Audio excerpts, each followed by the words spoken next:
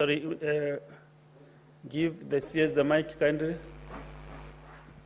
Is that okay, Mr. Speaker? Yeah, Thank you. now. Thank you, Mr. Speaker. As I said, this is, it's always very nostalgic to be back home. I consider Senate my home even more than the ministry where I am, because this is where, Mr. Speaker, I established my career, and I was catapulted to national limelight because of the work we did here. And I appreciate and respect this House so much, Mr. Speaker, that if I may tell colleagues who are here, make the best use of this place while you are still here. Sometimes you're out there and you wish you had this platform to make certain pronouncements that are important for posterity. So I really appreciate. Number two, Mr. Speaker, before I respond to this question, I want first to thank you for indulging me. I was invited to come to the Senate, and on the first instant, the Senate cancelled my appearance because of the matter of Meru County. I was wondering, I almost said your county. I agreed to the direction of the Senate, and therefore I did not appear. Last week, Mr. Speaker, I was asked to appear before the Senate, and in consultation with the Speaker, I was asked to be here at 12 noon. Mr. Speaker, I was here 5 minutes to 12, and I was told that the Senate, in its own wisdom, had decided that I should not appear at that 12 noon. Unfortunately, Mr. Speaker, some propagandists created the impression that I was not comfortable to come to this House, and went and posted messages online that I ran out from this chamber. Mr. Speaker, if there is anything that gets me excited, is to be here. If I can come back again tomorrow, I want to be here. Because I held others into account, I am ready to be held into account by this House. And what is that to fear, actually, from being accountable to the people of Kenya? There should be no reason, Mr. Speaker, that any cabinet secretary should run out from this House. I want to assure Honorable Mugatana, Honorable Kalwale, and the other one, Mr. Speaker, that I cannot run out from this chamber. I respect this chamber. I love this chamber, Mr. Speaker. The last thing is, Mr. Speaker, to respond to this question, which is more or less straightforward, that, Mr. Speaker, I wish to clarify that the Ministry through Kenya Rural Roads Authority installed speed reduction measures in form of road bumps, rumble strips, speed control signage, and warning signs along the Imaroro Mashuru Isara Road project during the construction phase. The areas where the speed control measures were put in place are indicated in the table below, which, Mr. Speaker, I already submitted to this House way before. There are rumble strips and traffic signs at junction with Emali Oloitoktok Road A5, rumble strips and traffic signs Isara and Bilili Junction, road bumps and rumble strips and traffic signs Selengei Trading Center at kilometer 37. Mr. Speaker, road bumps, rumble strips and traffic signs at Selengei Trading Center at kilometer 38. Road bumps, rumble strips and traffic signs Mashuru Town, which incorporates Mashuru Secondary and other social amenities within the area. Road bumps, rumble strips and traffic signs Mashuru Town at 50 kilometer. Road bumps, rumble strips and traffic signs Mashuru Town at 51 kilometers. Rumble strips and traffic signs at the Darasa Moja School, and road bumps, rumble strips and traffic signs at Imaroro Town. The Ministry, through its implementing agency, Kenya Rural Roads Authority, is carrying out a detailed assessment of the possible locations where there is need to institute speed control measures that have arisen from the new development along the road project. This will allow the Ministry to undertake the necessary interventions that include erection of road bumps, rumble strips, road safety signage, zebra crossing, among other requirements. This will be done under the current performance-based routine maintenance contract and continued until or under our regular maintenance program. Further, I would like to bring to the attention of the House that the road has enhanced mobility in the catchment areas, thus leading to significant socio-economic activities, new settlement, population growth, and increased development along the road. There is therefore need for intense public sensitization for the area residents on road usage. The ministry also undertakes to include the project in the forthcoming road safety interventions and programs to raise awareness among the residents of this area. I thank you, Mr. Speaker. Thank you, CS.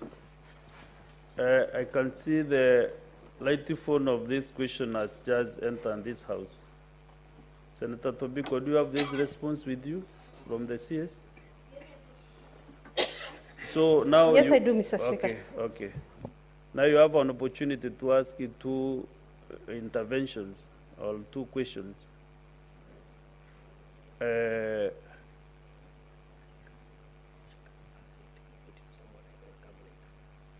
Or if you want to settle down first, maybe you can give to the other members. Maybe they can go first and then you can conclude. Senator Seki?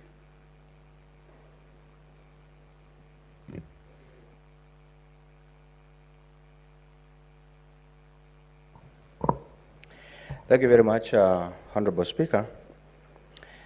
The question a supplementary question to this question is in regards to Imaroro, Mashuru Isara Road, where I want to request the Cabinet Secretary to tell us the plans of maintenance and repair of that road, because it is completely, it has weared out. It is it's a road that has really, it is just a very new road, but it has so many potholes. Is there any plan with the ministry to maintain and try to fill the potholes that has been really causing a lot of accidents in that road? Yes. The Speaker, first of all, this is part of the roads in the country that were constructed under low volume seal. The Speaker, in most, you will agree with me that including your county, including Kakamega County, and a number of counties in this country, almost every county had at least a road for low volume seal. The Speaker, the intention then by the government in the first term of Jubilee administration was that to accelerate achieving the 10,000 kilometer road, it was important to, in the really very rural areas where there was not much traffic, to build a road that is basically going to be used locally by few cars, because the statistics then showed that there were very few cars. Unfortunately, or fortunately, every time you construct a road, it attracts higher traffic volume. The problem is that in your area, there is also big lorries that are using the same route. It was never intended that lorries should use that route.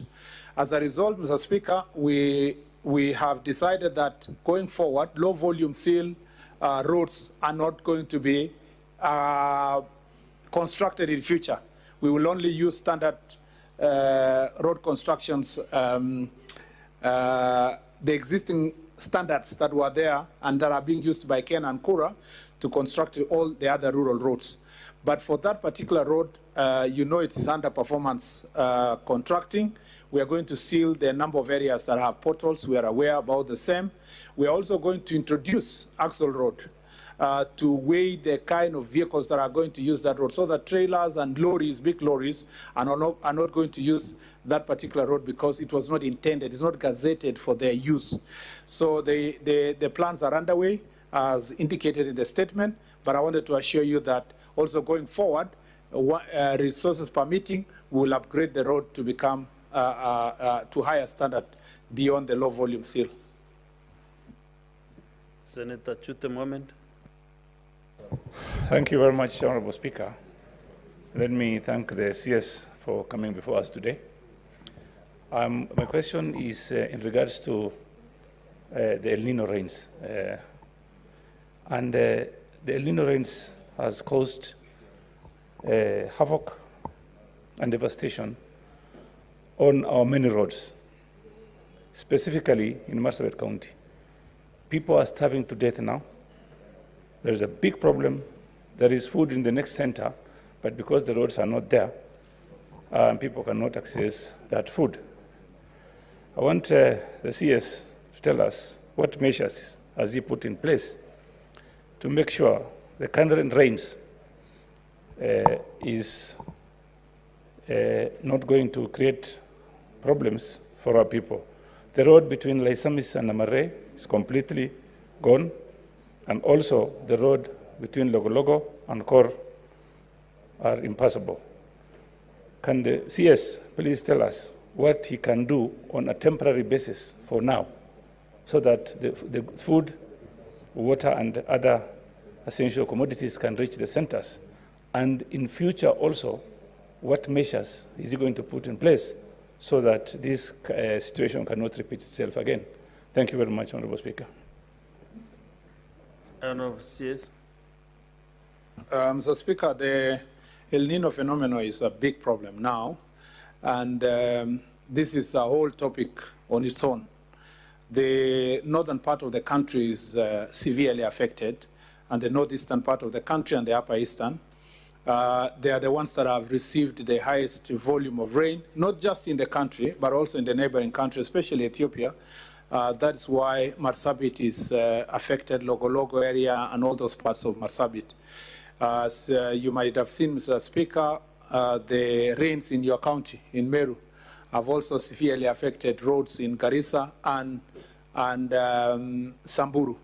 The road from Garissa to Wajir, the road of Nuno Modogashe, the road from Wajir to Mandera, the road in Tana River, including in Hola town, where the only tarmac road we had in the town was swept. Mr. Speaker, this problem is, we have had a meeting chaired by the Deputy President on response of El Nino, and the response is beyond just my ministry. Our ministry is just dealing with the infrastructure challenges. At the moment, there's very little we can do to continue construction of roads. We cannot attempt even to restore the road because the rains are not over yet. What we are doing is that we appointed Kenya to be the lead agency in terms of emergency response. Even if the road is Kera or Kura, we have stationed contractors who are having performance-based contracts in the various parts of the country to be on standby to help in opening the roads. We are also trying to construct temporary box culverts that will allow us to manage traffic for now and allow some of the goods to be transported to those parts of the country. I will urge colleagues from that region to remain patient, work with government, first of all, to make sure that we sensitize our citizens not to cross the seasonal rivers by force, because the consequences are devastating. We've lost lives because people are taking unnecessary risk. The question of food, the relevant department of government is working to see if they can airlift using the KDF team. I should be going to that region with my colleague Duale and other teams and other cabinet secretaries along the week or towards the end of the week. But the key issue is to make sure that we remain vigilant. We have been told by the meteorological department that this phenomenon may continue up to April. That means we need to be ready to face this challenge for the long period of time that is ahead of us. Last, Mr. Speaker, we are preparing ourselves to, and every day assessing the damage to see what we are going to do post the El Nino period to restore the infrastructure, because that's a big, big issue. Unfortunately, we have had meeting with development partners. We were with World Bank last week. Some of the discussions we are having is what are we going to do, because we have already a constrained budget. And then now with the destruction of infrastructure, resources are likely to be diverted even further to restore emergency, for emergency works to restore the roads to make them passable. So I believe that comprehensively after this El Nino, we shall have a clear budget and see how to work with Treasury and National Assembly to see that those resources are provided for. And I look forward to meeting Senator Chute and the leaders from Marsabit anytime between this week and next week to see specifically which areas we can deal together. We had a meeting with Mandera the other week. We are having a meeting also with Tana River County, Mr. Speaker, soon, and then we see. And I think that meeting should happen between now and next week, so that, Mr. Speaker, we can iron out some of the things that we need to deal with locally. Thank you. See, as you know, matters loans are very emotive, especially this time. And if I look at my screen, almost everybody in this, every member in this room wants to speak or to ask a question. So as I guided when we started, I'll be taking 20 minutes per question. So if you have not asked on this question, still you have an opportunity because there are 6 questions to go. But I have 3 minutes, Senator Sifuna. And let us be as brief as possible. Also, the CS, don't give, just be specific and to the point. I can see like you really miss this floor. So you are taking advantage now to express yourself more since you are here. So Senator Sifuna, kindly. Mr. Speaker, there is a terrible situation unfolding at the JKIA in Nairobi, where passengers are dropped off almost 100 meters from the terminals with the rain. I want the CS to explain to me the rationale of dropping passengers all the way away from the entrances of the terminals in this particular season when it's raining, Mr. Speaker. We have seen mothers carrying their children through the rain, and the CS is a traveled man. He has seen what other international airports look like. Why can't we drop passengers at the doors of the terminals? Because we already have a security check at the entrance of the airport. Thank you, Mr. Speaker. CS, that's a very direct question. Mr. Speaker, it's not that I don't want to answer the question, but with your guidance, even if it's not now, for future, is there a latitude to ask any question, even where the ministry has not prepared a response? Because I have no problem answering the question, but we move from a road to the... What has been happening, CS, is like the guideline is members should really stick to that particular question. But 1 or 2 questions really is not a bad thing, just to give guidance, and also because we can't really restrict the members to stick on Kajiado Road, on one road. No, I'm just saying, yes, I agree. Just a few, 1 or 2. You can I agree, Mr. Speaker. If you are not really still, you can say you will do your homework and then report back. Not really. I just wanted to, it would have been more appropriate to respond to Senator Sifuna's question under the other question on Kakamega airstrip. It would have been more relevant than under this. But nevertheless, Mr. Speaker, the airport dropping areas are determined by security plans within the airport. I've just landed at the JKIA this morning, Mr. Speaker, and like many other passengers, ourselves, the President, were dropped far away from the terminal, and we had to walk through the rain with umbrellas to the terminal itself. Mr. Speaker, this is nothing just changes because of the rain. The plans are already in place for where an aeroplane is designated, where they park. Mr. Speaker, the ones that are able to use the ladder, there's a name for it. Mr. Speaker, that helps enter the airport directly are helped to do so. But Mr. Speaker, in the long run, as I have said before, our JKIA infrastructure is a bit constrained to accommodate all the airlines and to accommodate all the parking that we require.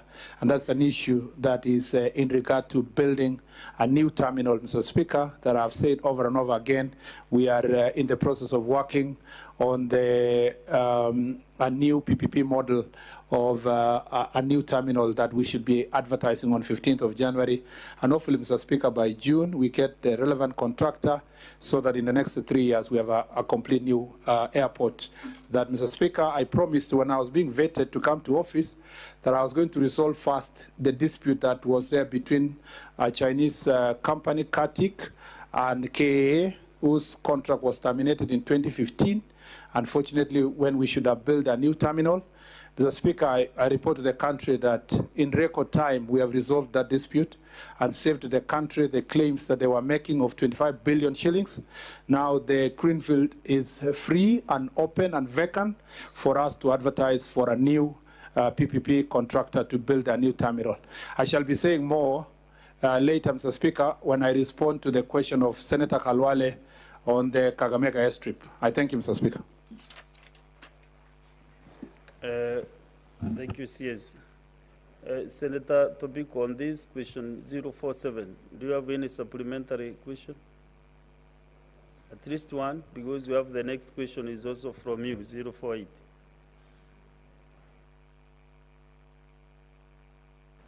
Thank you, Mr. Speaker. Mr. Speaker, I just wanted to make a follow-up on the supplementary question that Senator Seki had asked on the Isara Mashuru Kajiado Road, Mr. Speaker. Mr. Speaker, I needed maybe the CS to understand, because I'm sure he's responding, of course, with the data he's being given from the ministry. And we are the users of this road, so I just want to, to give the CS a better picture of that road. Mr. Speaker, this road, although the entire road was meant to be low volume, the part from Kajiado to Imaroro was done by Kenha. Then the other part from Imaroro to Isara was done by Kera. Now, Mr. CS, this is where you'll see the difference in workmanship of different government agencies. The part that was done by Kenha from Kajiado to Maroro is good, although it's low volume, and being used by the same lorries, heavy trucks, sand harvesting trucks. But the part from Imaroro to Isara, which was done by Kera, this is where we have problems. This is where we have bumps missing at strategic places, like towards bridges and all that. And this is also where we have all the potholes now. So when you see both sides of the road, although the road is meant to be all low volume, you can see the workmanship by Kera was terribly poor. The one by Kenha was fairly well done. So, Mr. CS, the part that was done by Kera Senator really, Tobiko, really needs to be specific. Yes. Be specific to your supplementary question. Mr. Speaker, I'm very specific that the part that was done by Kera from Imaroro to Isara is in terrible condition. It has potholes, it's causing accidents, and really this is where we need the ministry to immediately come in, Mr. Speaker. Thank you. And then I had another question. I think that's a similar question Senator Sekian asked, but can just 1 minute on that stretch of there are dilapidated road. It's not true that it's not true, as the senator said, that Kena did part of the road. No, it was Kera. Both of it is Kera. But the difference, Mr. Speaker, is that the road to Imaroro is by Kera, but annuity program. Annuity program is the one where we were signing up with a private investor to construct, maintain, and at a very exorbitant prices and cost. That since I came to office, I've terminated that program because it was exploitative and the cost. We will discuss that in other times, Mr. Speaker. But the second part now was done under low volume. That makes the two difference. The difference is that the other one is under annuity, the second part is under low volume. And the rest of the answer that goes with low volume, I already put it unanswered. I don't know whether the senator was already in, but in a nutshell, is to just say that the low volume also seal program has caused us problems across the country. You have roads that before they are complete, they also have potholes. And again, we have decided that we will not continue with low volume seal. Even for the ongoing roads, we'll try to make sure that we do it to the standard level to avoid the situation we are in. And we promised, Honorable Senator, that we shall be able to attend to that road as part of our maintenance responsibilities. I thank you, Mr. Speaker. Thank you. Senator Tobiko, kindly ask the next question, 048. Thank you, Mr. Speaker. Mr. Speaker, I believe the next question was 048. This is the question about the Isinya Konza Road, which we needed to know, Mr. Speaker, if there are plans to upgrade the Isinya Konza Road to bitumen standards, and if so, for the minister to indicate the projected timelines for the same. Yes. Following on your directions, Mr. Speaker, I'll just be brief to say that road is extremely important. It is strategic. Konza Technopolis is Silicon Savannah, and it's very important for us to make sure that we support the infrastructure around it. Mr. Speaker, I was part of a delegation with the president that went to Korea late last year, and part of the roads we submitted for possible consideration in terms of financial support from the Korean administration or government is this road. And therefore, I want to assure you, Honorable Senator Tobiko, that yes, the ministry through KENA has plans to upgrade the Isinya Konza Road to bitumen standards and has completed the design and tender documents are ready. The timelines for works will only be set upon us finding the funds. And I can assure you that we are working on it. If I had the time, I'll tell you the humongous responsibility we have first to complete the pending roads before we come to this. That is why, because we cannot finance this under GOK funding, the only way is to work with development partners. And Korea government is one of those development partners we're trying to work with to support this road. And thank you.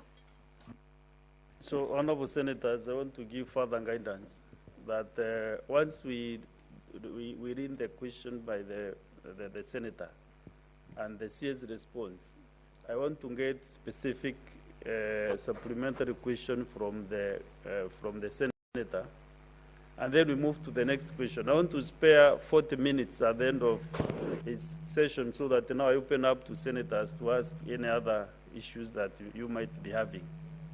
So that we can save time and track the real supplementary questions.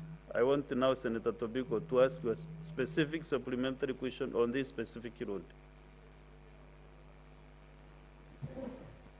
Mr. Speaker, you know, it's a bit difficult to be on that specific road because, as the CS has said, they're waiting for funds. But, Speaker, allow us to, make connected, supplementary questions, Mr. Speaker. Mr. Speaker, I want to inform the CS that on this floor, I have lamented and I have brought the cry of the people of Kajiado, or specifically on the issue of, raising a number of our roads to bitumen standards, particularly that Isinya Konza Road, because as you say, it's connected to the Konza Technopolis, which is the city of the future, and Kajiado wants to get connected to that city. Mr. Speaker, but I want to give the CS the scenario in Kajiado. Mr. CS, the Mombasa Road, right from Namanga Junction, as you go towards Machakos Junction, at KMC, there is a road that has been raised to bitumen standards going to Kinanye, the Machakos side. The Kajiado side, there is nothing. Mr. CS, before you reach Machakos Junction, there is another road towards Moa Hills, going to Sonko Home and those environs. On the Kajiado side, there is no road. But to Kambani, there is a tarmac that has been raised just recently. Mr. CS, of course, there is at Machakos Junction, there is a road going to Machakos headquarters and town. No road on the Machakos side. After the Machakos Junction, before you reach Konza Junction, there is a new road. I don't know what it's called. Senator Kavintu can tell us. There is a new road done, bitumen standard, towards Ukambani side. On the same breath, on the Kajiado side, nothing. Konza Junction, there is a road going towards Machakos Junction. The one we want you to connect to Kajiado now. On the Kajiado side, nothing. Then reaching Salama, there is a road going to Wote, Tarmac. On the Kajiado side, nothing. Mr. CS, Kajiado has voted for this government. Kajiado has voted for this government. And Mr. CS, this is the government of William Samoei Ruto is the only one that can rescue the Kajiado people so that we are also considered as Kenyans. Mr. Speaker, I want the CS to get our picture because it's painful. Even electricity, it's only on the Ukampani side. On the Kajiado side, they think maybe we want electricity for cows, but we need for human beings, Mr. Speaker. Mr. Speaker, please, Kajiado needs development. And I'm really praying that the CS will get, and I'm the vice chair of the Transport Committee, the Roads and Transport Committee, Mr. Speaker. Mr. Speaker, I hope the CS is getting the pain that I'm carrying for the people of Kajiado, because it's real, and we feel like we have been left out. Thank you. Senator Tobiko, I also want to understand, do you mean the road is continuous from the Ukambani side, it closes the tarmac, and then the other side is continuous? There is a point of order from Senator Agnes Kavindu. Yeah, thank you, Mr. Speaker. Mr. Speaker, I want to tell a senator that most of these roads she has mentioned are not made by the ministry, but by the county government of Machakos. So yes, like the Mua Road was done by county government of Machakos, and that particular road you're talking about, it goes to this church of one of the prominent businessmen in Machakos. He did it personally. So most of these roads are made by the county government. They are not roads for the ministry. So but maybe your account is sleeping on this. Senator Agnes Kavin, that was a point of information, not a point of order. So, CS? Mr. Speaker, while I agree with Senator Tobiko that a number of roads have been done in Machakos County on the left side of the Mombasa Road as you go to Mombasa. And I disagree with Senator, my friend Kavindu, that done by county, it was actually done by us, the national government. Mr. Speaker, I want to say this. We don't do roads in County A because it has been done in County B. Mr. Speaker, Kajiado does not deserve roads because Machakos has been done. Kajiado deserves roads because they have a right to have roads, not in comparison to Machakos. And that's where I disagree with Senator Tobiko, because it is not Machakos versus Kajiado. The entity that is supposed to develop our country and the ministry that I preside over should be able to look at the needs of every county and respond to those needs independent of what's happening in another county, so that it's not pitting one county as against the other. And for that reason, Mr. Speaker, it doesn't mean that there is no work going on with Kajiado County. Kajiado County is one of the biggest in the country, very, very vast county. That is why even if you do 200 kilometers, they don't feel it. Because, Mr. Speaker, the county is big. A lot of work needs to be done. I want to report to the Senator that there's the road also of Isiara, Imaroro, Kajiado, up to Kiseri and Ngong, is parallel to the Mombasa Road. But our job is to make sure that we connect the remaining connectors on this parallel road, including the one you have raised. But also to report to you that the road of Ilasit Jukini, that is connecting Taita Taveta and Kajiado County, is under now negotiation to move it from the annuity program that was and deliver it under a different format, which is in this case EPC. And I want to try my best to ensure that we get the contract on site by March.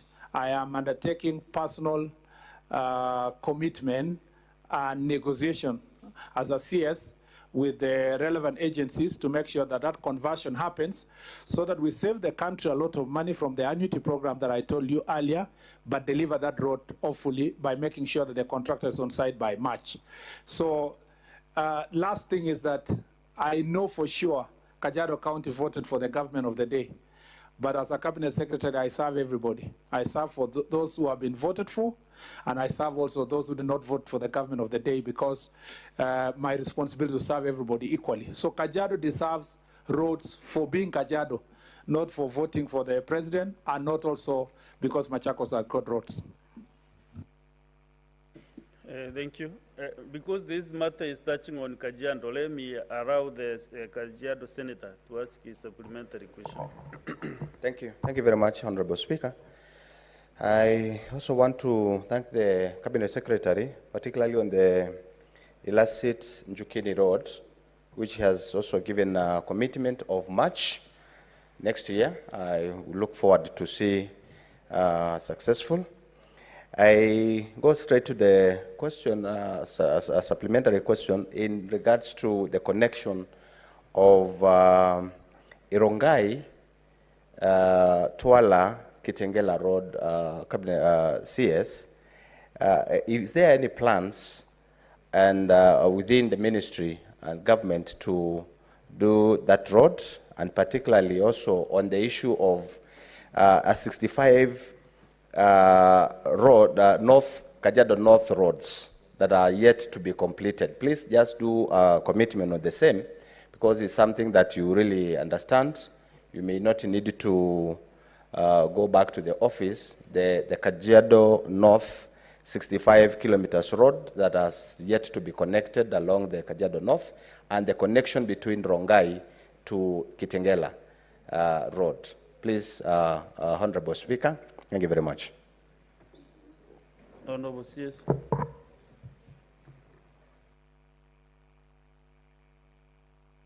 The bypass from Kitengela to Rongai is about 24 kilometers. Mr. Speaker, it's on the design stage. At the moment, we are the same fate, that we want to design and see how to raise the funds. Initially, we've been thinking, in the past we thought maybe we should do a PPP from this junction at Galeria, a ring road up to Karen via Kiserian, Rongai, Kiserian, Kajiado to the corner here. Those plans are still being thought through, and whether it is economically viable to deliver it through PPP. But the junction you're talking about, the link straight from Rongai to Kiserian, is something that we are working on, designs, and hopefully we can raise the funds to do so, to make sure that we deliver. I think, Mr. Speaker, I had a meeting with all the leaders of Kajiado County, and a number of the proposals, including the senator, including Senator Tobiko, and the other elected leaders, and there are a number of roads we discussed how to go about it to deliver. I believe that let's first sort of the problem that is the elephant in the room is the pending roads. Once we deal with the pending bills, we'll see what to do. We are only able to do new roads if we have the support of development partners. But the country as it stands now, there is a huge pending bill of 155 billion.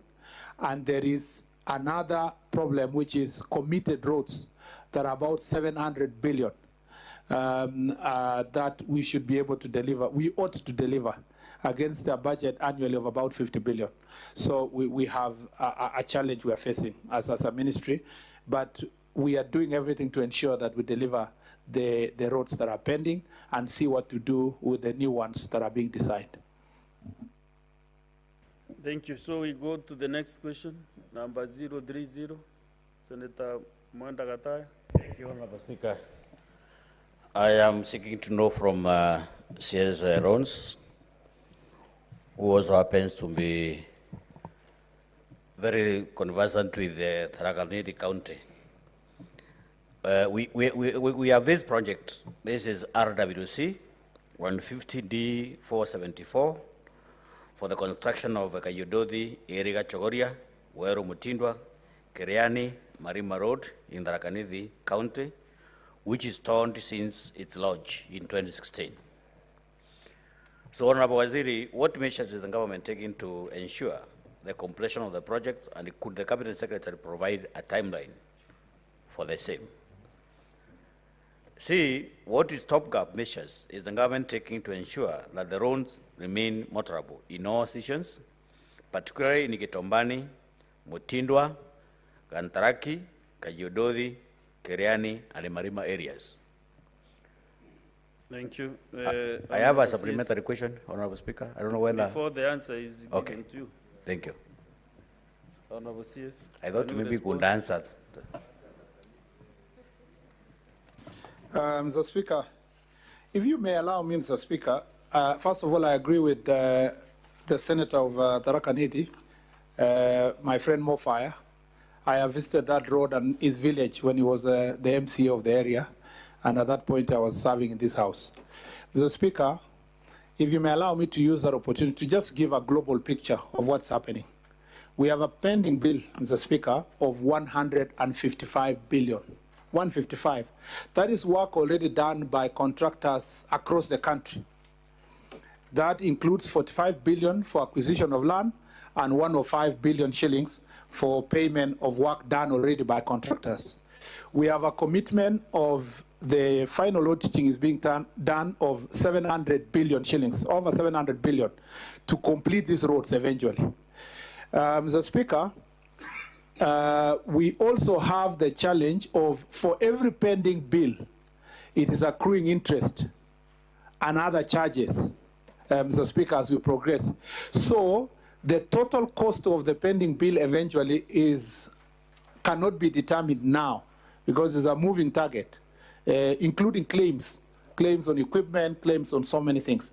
Mr. Speaker, this is a humongous issue. The President has established a pending bill committee that is trying to look at these roads. Mr. Speaker, because also I know senators across here, and even if members of National Assembly were here, they are going to ask the next question, is that some roads have been pending, like the one of Tharaka Nithi from 2016. Mr. Speaker, some of those roads, if you allow me to just give me 1 minute to read that, Mr. Speaker, we have a problem across the country.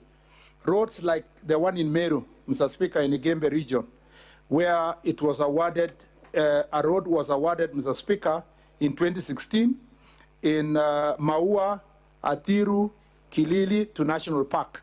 That links again to Tharaka Nithi for that matter, 2016. It is incomplete. It's less than 30% done. A road in Makueni, Mr. Speaker, that is Kali, Kikima, all the way to Kikima, Utangwa Township. Again, that is a road, Mr. Speaker, that is still pending from 2020. You have roads like Mara Chuka, which, Mr. Speaker, have been pending from 2018.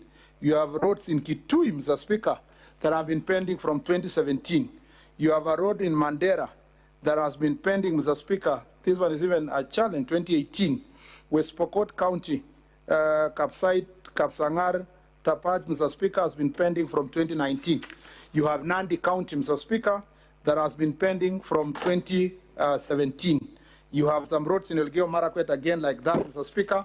You have roads, Mr. Speaker, I said this one for Nandi of Timboroa has been pending from 2017. So why am I saying this? It's because, Mr. Speaker, when I visit around the country, most of the leaders, including senators, would create an impression that a road is pending only in his village or is in the county.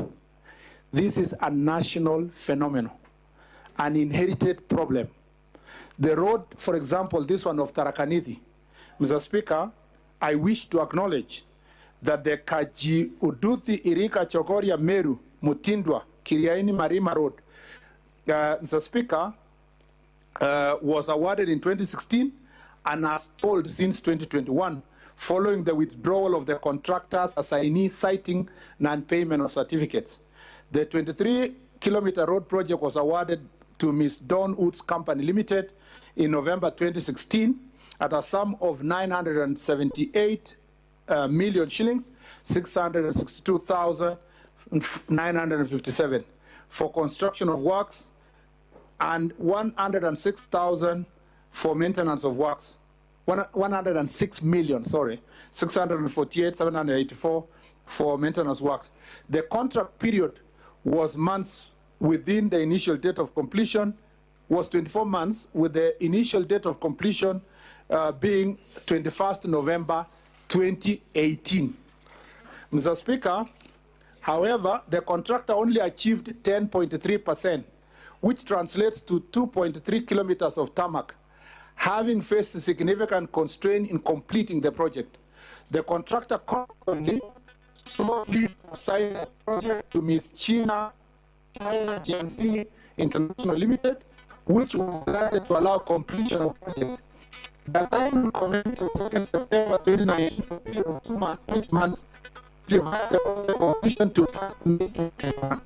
Following the assignment, additional milestones were achieved. Amounting to 6 kilometers of tarmac, bringing the cumulative achievement to 9.32 kilometers. Unfortunately, the assignee suspended works at the project on 27th of November 2021 due to pending bill of 121,906,886.08.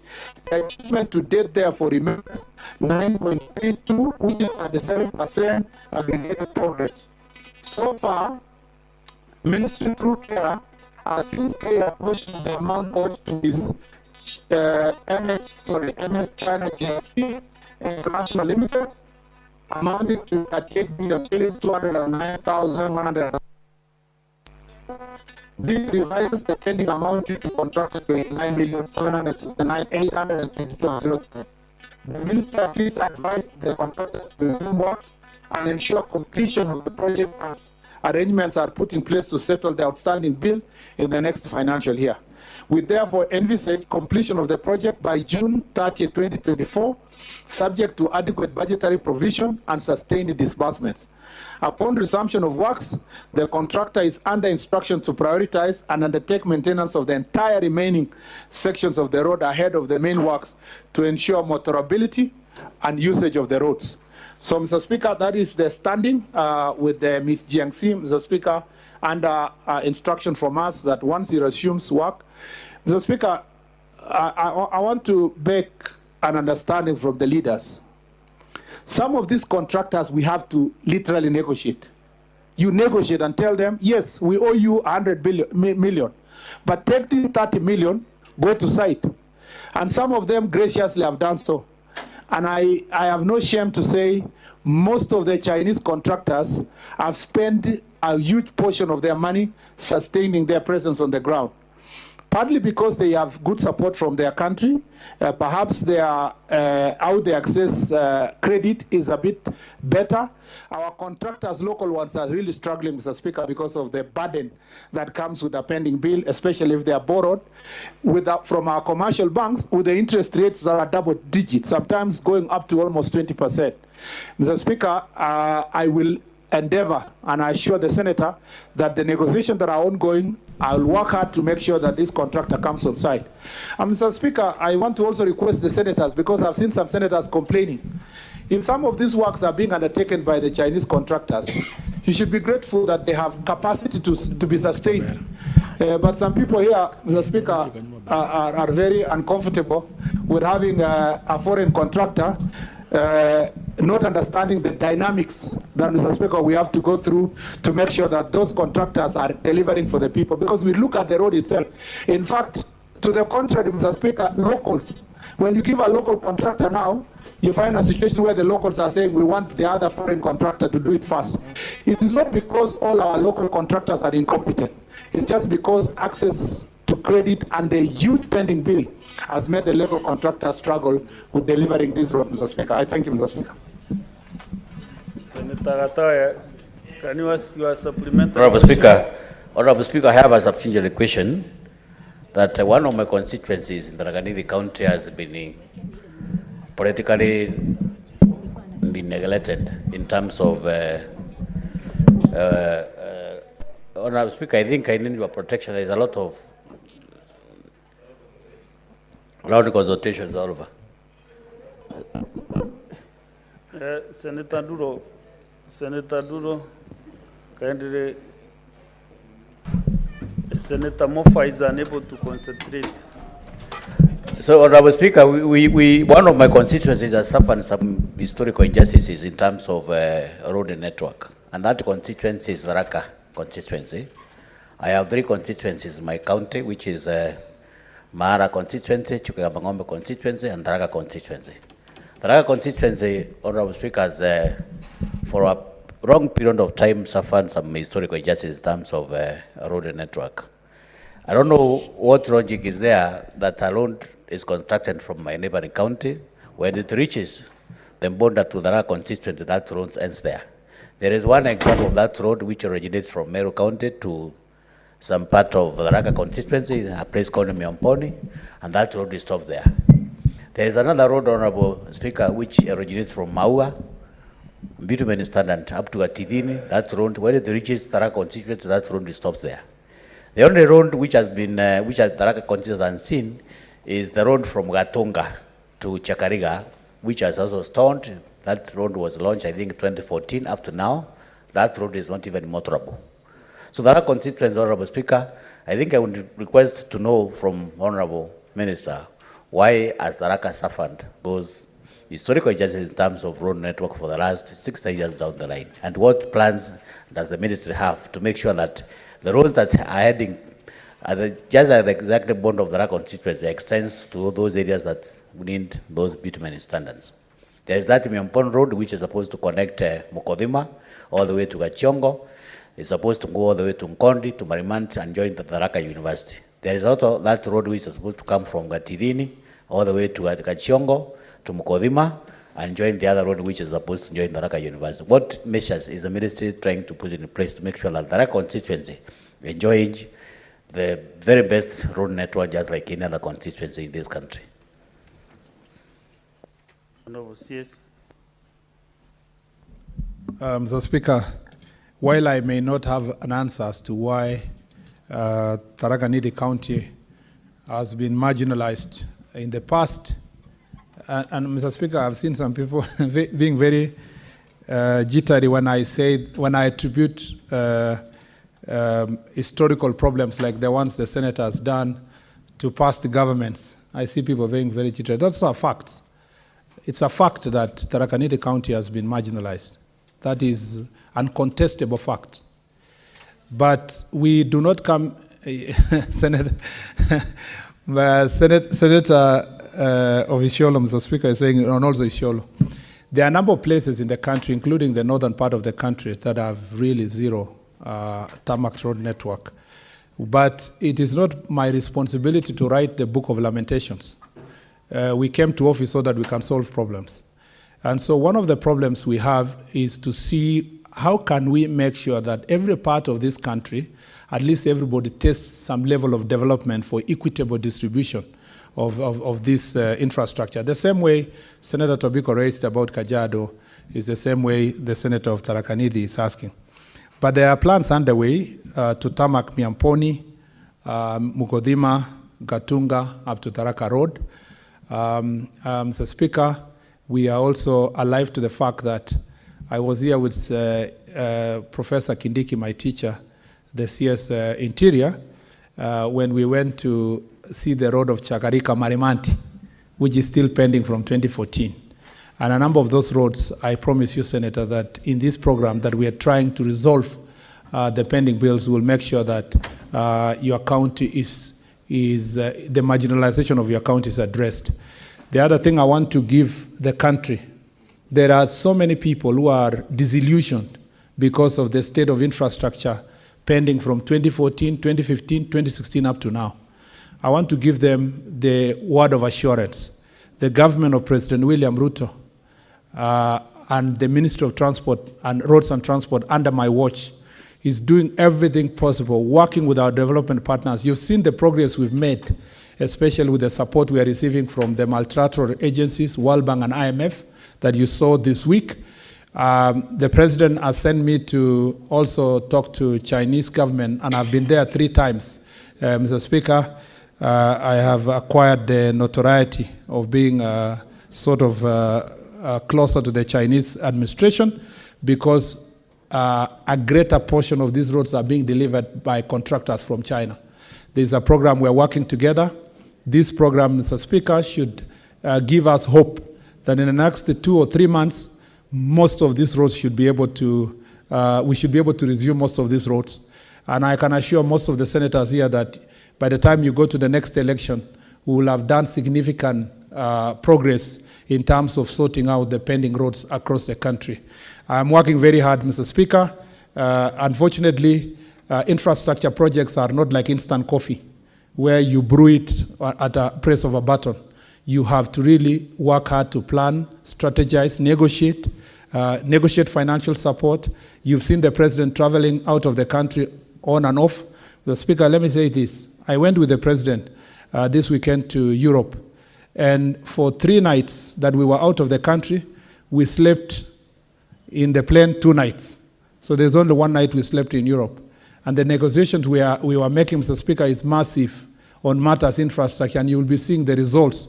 So because these things require careful planning, one philosopher said that it's better to take 1 year planning and deliver in 6 months than to try to do things quickly in 3 months and fail to deliver.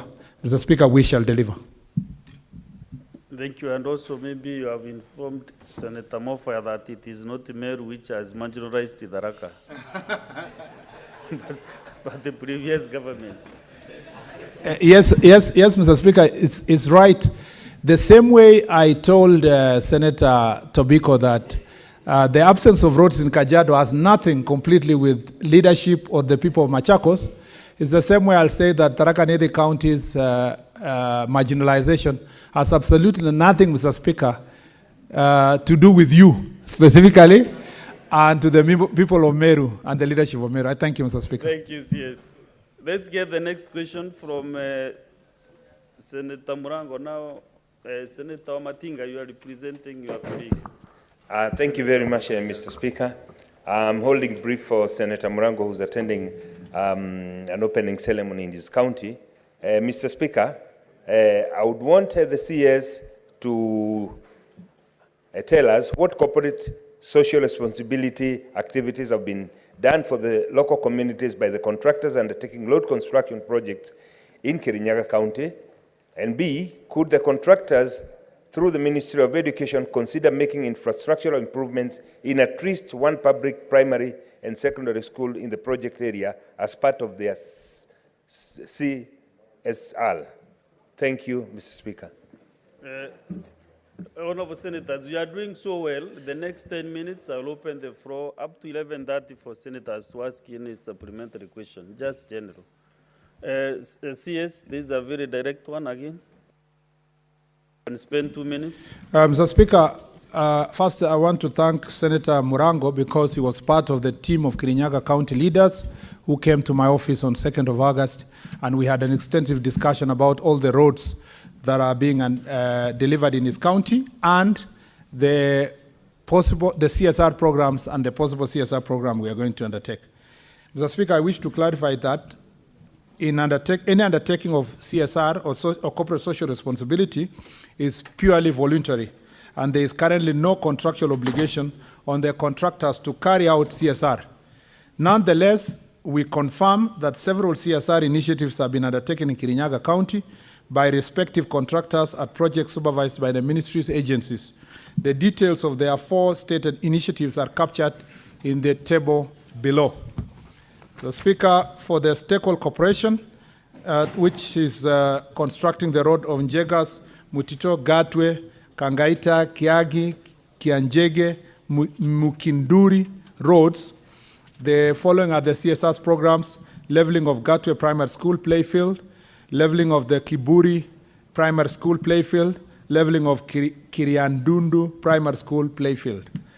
In the Jiangxi Water and Hydropower Construction Company, which is doing Kerugoya, Kiandire, Kitumbi, all the Kangaita, Baricho, Njekas, Garu, Kagaiko, all the way to Mukinduri roads. There is the construction of modern washroom at Ngaru Primary School, construction of a basketball pitch at Ngaru Girls Secondary School, leveling of the Ngaru Secondary School playfield, and leveling of Kiranja Secondary School playing field. China Wuyi, which is doing the highway, that's Mutiti, Kakio, Baricho, Getuya, Kagumo, all the way to Karira Mission Hospital, Ngurubaini roads. Mr. Speaker, I've done the construction of a dormitory at the Ngaru Girls Secondary School. I reaffirm that due to consideration was made of primary and secondary schools' infrastructure needs in the project areas following consultation with the stakeholders. The contractors have since completed the listed projects and handed them over to the respective institutions. I thank you, Mr. Speaker. Senator Matinga, are you versed with those locations? Or Mr. Speaker, sir, coming from a neighboring county from Kirinyaga, this is my second home, so I'm quite conversant with that. So do you have any supplementary questions? Well, I'll on that one, I'll skip on that one, and then I'll go to the next question. Okay. Then after And which we I do think then I can ask put one question supplementary number question. 060. Thank you very much, Mr. Speaker, sir. May the CS tell us why has the project of the upgrading to bitumen standard of Muriro, Rumandi, Goshe, Mahigaine, Nyamindi, Kianungu, Kiaumbu Road in Mwea constituency in Kirinyaga County not commenced despite the award of the contract? B, could the Cabinet Secretary indicate the status of contract for the construction of the said project considering the delay in its execution? And C, what measures is the government taking to ensure the commencement of the project, and could the Cabinet Secretary provide a timeline for its completion? The Honorable CS. Mr. Speaker, I'd like to state that the project for upgrading to bitumen standards of Sagana, Kadhaka, Diguku, Mururi, Mikaini, Nyamindi, Kimbuini, KTI, all the way to Wangaita roads, Mr. Speaker, has commenced. However, the project has registered slower progress than anticipated, arising from several challenges, including financial constraints facing the contractor and adverse weather at some sections of the project. Given the factors mentioned above, the project has so far achieved approximately 10% progress to date, translating to 5 kilometers being completed to bitumen standards, which is one milestone, and a second milestone underway with works currently ongoing on site. To facilitate its completion, the government has provided a budget line of Kenya shillings 240 million this financial year towards this project. To date, the project has been funded to the tune of 140 million shillings, which was utilized to pay the bulk of the contractor's outstanding dues, and the contractor has since fully resumed operations and is on site. The contractual completion date for the construction phase of the project is 16 July 2024. I thank you, Mr. Speaker. Senator Matinga. Thank you very much, Mr. Speaker and the CS for that comprehensive answer. I'll ask one supplementary question. Mr. Speaker, there is a law that will carriage that transverses Muranga, Kirinyaga County, and Nyeri County. The CS has addressed the issue of the compensation of the people who have been affected. Could the CS please give us an indicative timeline within which the affected people will be compensated, because we've been promising them every end of month it will be done. Thank you, Mr. Speaker. CS.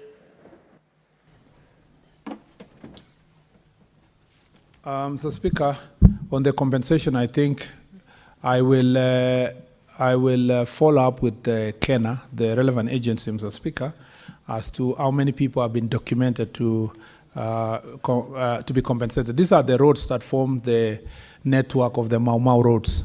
And Mr. Speaker, in some of the area, most of the roads were actually passing through existing road network. A few places where there was a compensation issue.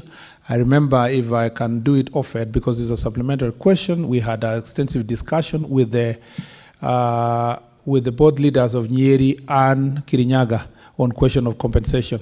So I think it's for us to follow up to see how far we can go to make sure that this compensation. But the good story there is that these are people who accepted to the road to progress without really erecting roadblocks.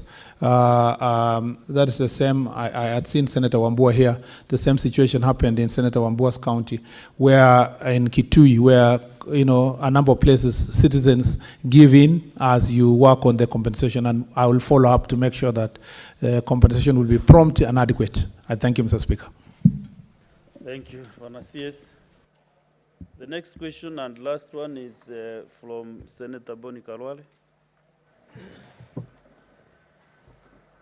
Thank you, Mr. Speaker.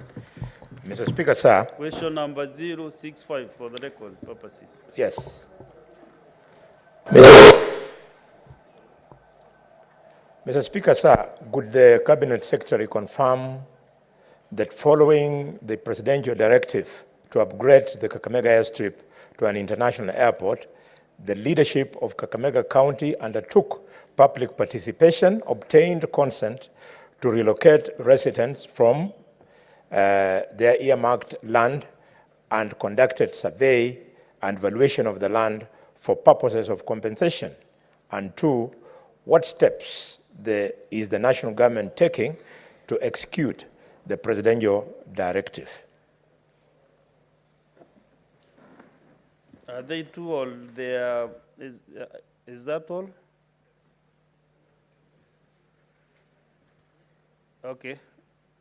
CS.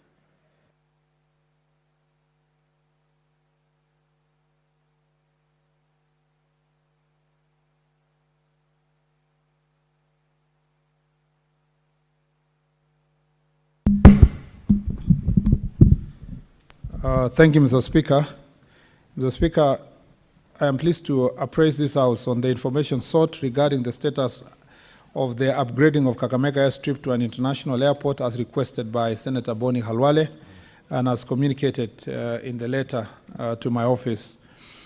Mr. Speaker, the Kenya Airports Authority received an invitation dated 10th August 2023 from County Government of Kakamega requesting for technical assistance in planning and the proposed expansion of the airstrip. Subsequently, a team comprising of the representative of KAA, Kenya Civil Aviation Authority, National Land Commission, and County Government of Kakamega carried out an inspection of Kakamega airstrip on 18th and 19th of October 2023 to assess the proposed upgrade of Kakamega airstrip. Honorable Speaker, I wish to inform the House that the Senate that the Kakamega airstrip was initially designed for DHC-6 aircraft, which capacity of 13 passengers as the critical aircraft, and was to be upgraded to accommodate Fokker 50 aircraft to 60-seater. The biggest aircraft currently operating at the airstrip is Dash 8 Q100, Mr. Speaker, and I launched this service from Wilson to by Skyward Limited from Wilson to Kakamega early this year with a 37 passenger seat capacity. Based on the design, aircraft, and considering the topographical and environmental constraint, planning studies conducted by the authority indicate that the runway can only be extended up to a maximum of 1,400 meters. Ultimately, in the future, traffic may necessitate bigger aircraft requiring a longer runway. Then the airport relocation will have to be considered.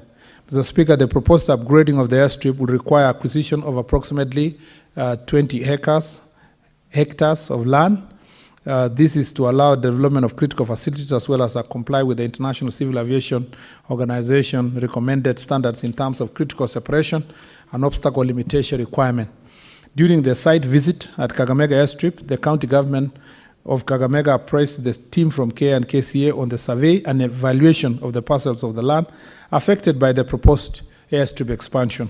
However, the evaluation of the affected parcel of land has to be verified by the National Land Commission in accordance with the Lands Act 2012 and the National Land Commission Act number 6 of 2012. Further, the authority will undertake the environmental and social impact assessment and resettlement action plan for the airport expansion. Let me just say, the technical report talks about 20 acres, but I don't think, Mr. Speaker, we need the 20 hectares per se to extend to the 200 meters. And so I have had a conversation with my team that it is possible to achieve 200 meters fast, even before we're acquiring the full 20 hectares. So I have asked them to go back and check what the limited number of acres we need specifically to first extend to 1,400 meters, so that then it can accommodate slightly bigger planes of about 60 to 70 capacity. Honorable Speaker, a multi-agency team comprising of Kenya Civil Aviation Authority, Kenya Airports Authority, and Kenya Meteorological Department proposes to undertake an aeronautical study to assess the suitability and potential impacts of the proposed extension of the runway to 1.4 kilometers, and in addition evaluate the possibility of relocating Kakamega Airstrip to Shikuza as proposed by the county government of Kakamega. However, again, as I consulted my team, Shikuza is government land under the Ministry of Forestry, Mr. Speaker. And you know, to acquire it will require a big process, including excising that property, that land, that will require parliamentary approval before we can be able to do so. I thank you. Senator Bon has been very, very attentive. Yes. And on two eyes. So, what is your supplementary question, Senator Boni Karwal? Mr. Speaker, I'm lost. I'm lost because the minister has come to this house with a casual answer, describing stories of aircrafts, size of aircrafts and things, which has nothing to do, Mr. Speaker, with the question that I raised. This casual answer, Minister, you know, you and I, we enjoy leadership positions in this government. We can talk to each other here and talk to each other behind the tent and talk to each other in our private offices as we do. The purpose of this question, Minister, is for us now to bring it in the open to the public in Kakamega to know the progress of this project. The seriousness, Minister, is that 611,000 people voted for President William Ruto against 955,000 for Raila Odinga. There was work that was done. And now, when you treat us casually like this, you know that on 8th of December 2022, the president came to Kakamega. Senator Boni, can you be very specific on your question? Mr. Speaker, sir, because he was casual. You know the history of the voting and what happened? Yeah, I've left out history of voting. Just specific. Your indulgence. What you really need to be addressed. Mr. Speaker, your indulgence, please. If I don't do this, I'll lose this house, I'll lose the public. Mr. Speaker, on 8th of December 2022, the president came into Kakamega and launched this project, and alongside it, commercial aircrafts, which have been ongoing. He came again, Mr. Speaker, on 18th of June this year, and announced the construction of an apron at 50 million shillings. The minister knows. And lastly, Mr. Speaker, on 25th of August, the president stayed in the county for 5 days, and this was the project. So I was expecting the minister was coming here to tell us only two things. When is the payment for residents going to commence? Because from that time last year, they stopped doing end development. They know they are moving out. And two, to tell us when is the construction starting. That is called, Mr. Speaker, Mr. Speaker, sir. Pertinent questions, and I think they are very indirect. Yes, Mr. Speaker. Yes.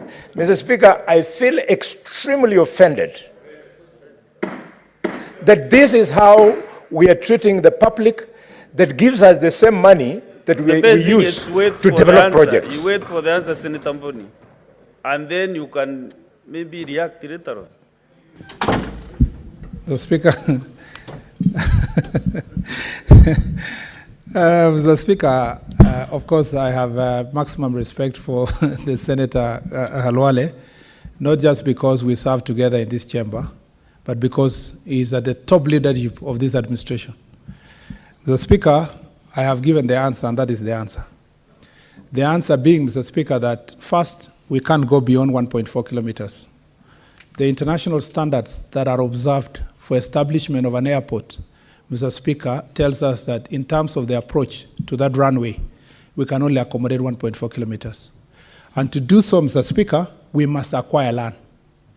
I spoke to Governor Barasa this morning on the same issue, Mr. Speaker, because Senator Kalwale knows one thing, that in the said meeting, the county government offered to acquire the land. And Mr. Speaker, that is why there was a meeting between KAA, KCA, and county government. The answer is very clear. It says, Mr. Speaker, that the acquisition of land can only be achieved under the law through the National Land Commission. Mr. Speaker, the answer is also very clear, that to achieve an international standard, a different place must be sought to establish an international airport. An international airport, Mr. Speaker, cannot be built in the location where we have, and with the expansion that is needed, it would require billions of money to even try to move people. Mr. Speaker, that is our government, Honorable Kalwale. That is the situation we found ourselves. It requires, you were in the meeting. You were in the meeting, Mr. Speaker, and the answer of, Mr. Speaker, 400 million was required in the discussion in the meeting for purpose of, Mr. Speaker, expanding. The county government said that to acquire that land, they need 400 million from KAA and the national government. The president made it clear that the support would be needed, Mr. Speaker, for purpose of expanding that land from a partnership with county government. So, Mr. Speaker, the Honorable CS cannot come to the chambers and August House, a very respectable house, and give an answer that is outside the technical advice that comes with the specification of what an airport looks like, Mr. Speaker. But I appreciate the passion that with which Senator Kalwale is prosecuting this matter. It helps my ministry, if it was possible, that Parliament appropriate some money for purpose of that acquisition. If that passion also can be channeled to the National Assembly to look for the resources. But we know the circumstance under which we are operating, Honorable Kalwale, that we must keep certain level of fiscal discipline because of the challenges we have as a government. I thank you, Mr. Speaker. Thank you. Now we go, as per my directive, I want to open the next 30 minutes to the members, senators, to ask supplementary questions, especially on airports, who has a similar supplementary question, so that we tighten up this process. We asked your supplementary. Just 2 minutes, Senator Sifuna. Thank you, Speaker. Just like Senator Khalwale, I believe with great respect that the CS misunderstood the question that I asked, and he answered the question, the wrong question. The question I was asking, Honorable Speaker, is if you look at the design of the terminal of JKIA, provision was made for drop-off points of passengers coming in, not the ones on the air side, Honorable CS, not the ones on the air side. You're talking about passenger boarding bridges. No, that's not what I'm asking. Provision was made for drop-off points at the terminal entrances, but those accesses were blocked. That's what I'm asking. Why is it not possible? What is the rationale? And in this house, we will insist on honesty. I want the CS to be honest to the people of Kakamega. There is no business case for an international airport in Kakamega. That's what you need to say. Say that the president lied. That is what you need to say so that we move forward. Mr. Speaker, I thank you. CS, kindly. Mr. Speaker, I thank my learned friend, Senator of Nairobi, for the clarification. I understood you initially to be the passengers that are arriving. You mean the passengers that are traveling.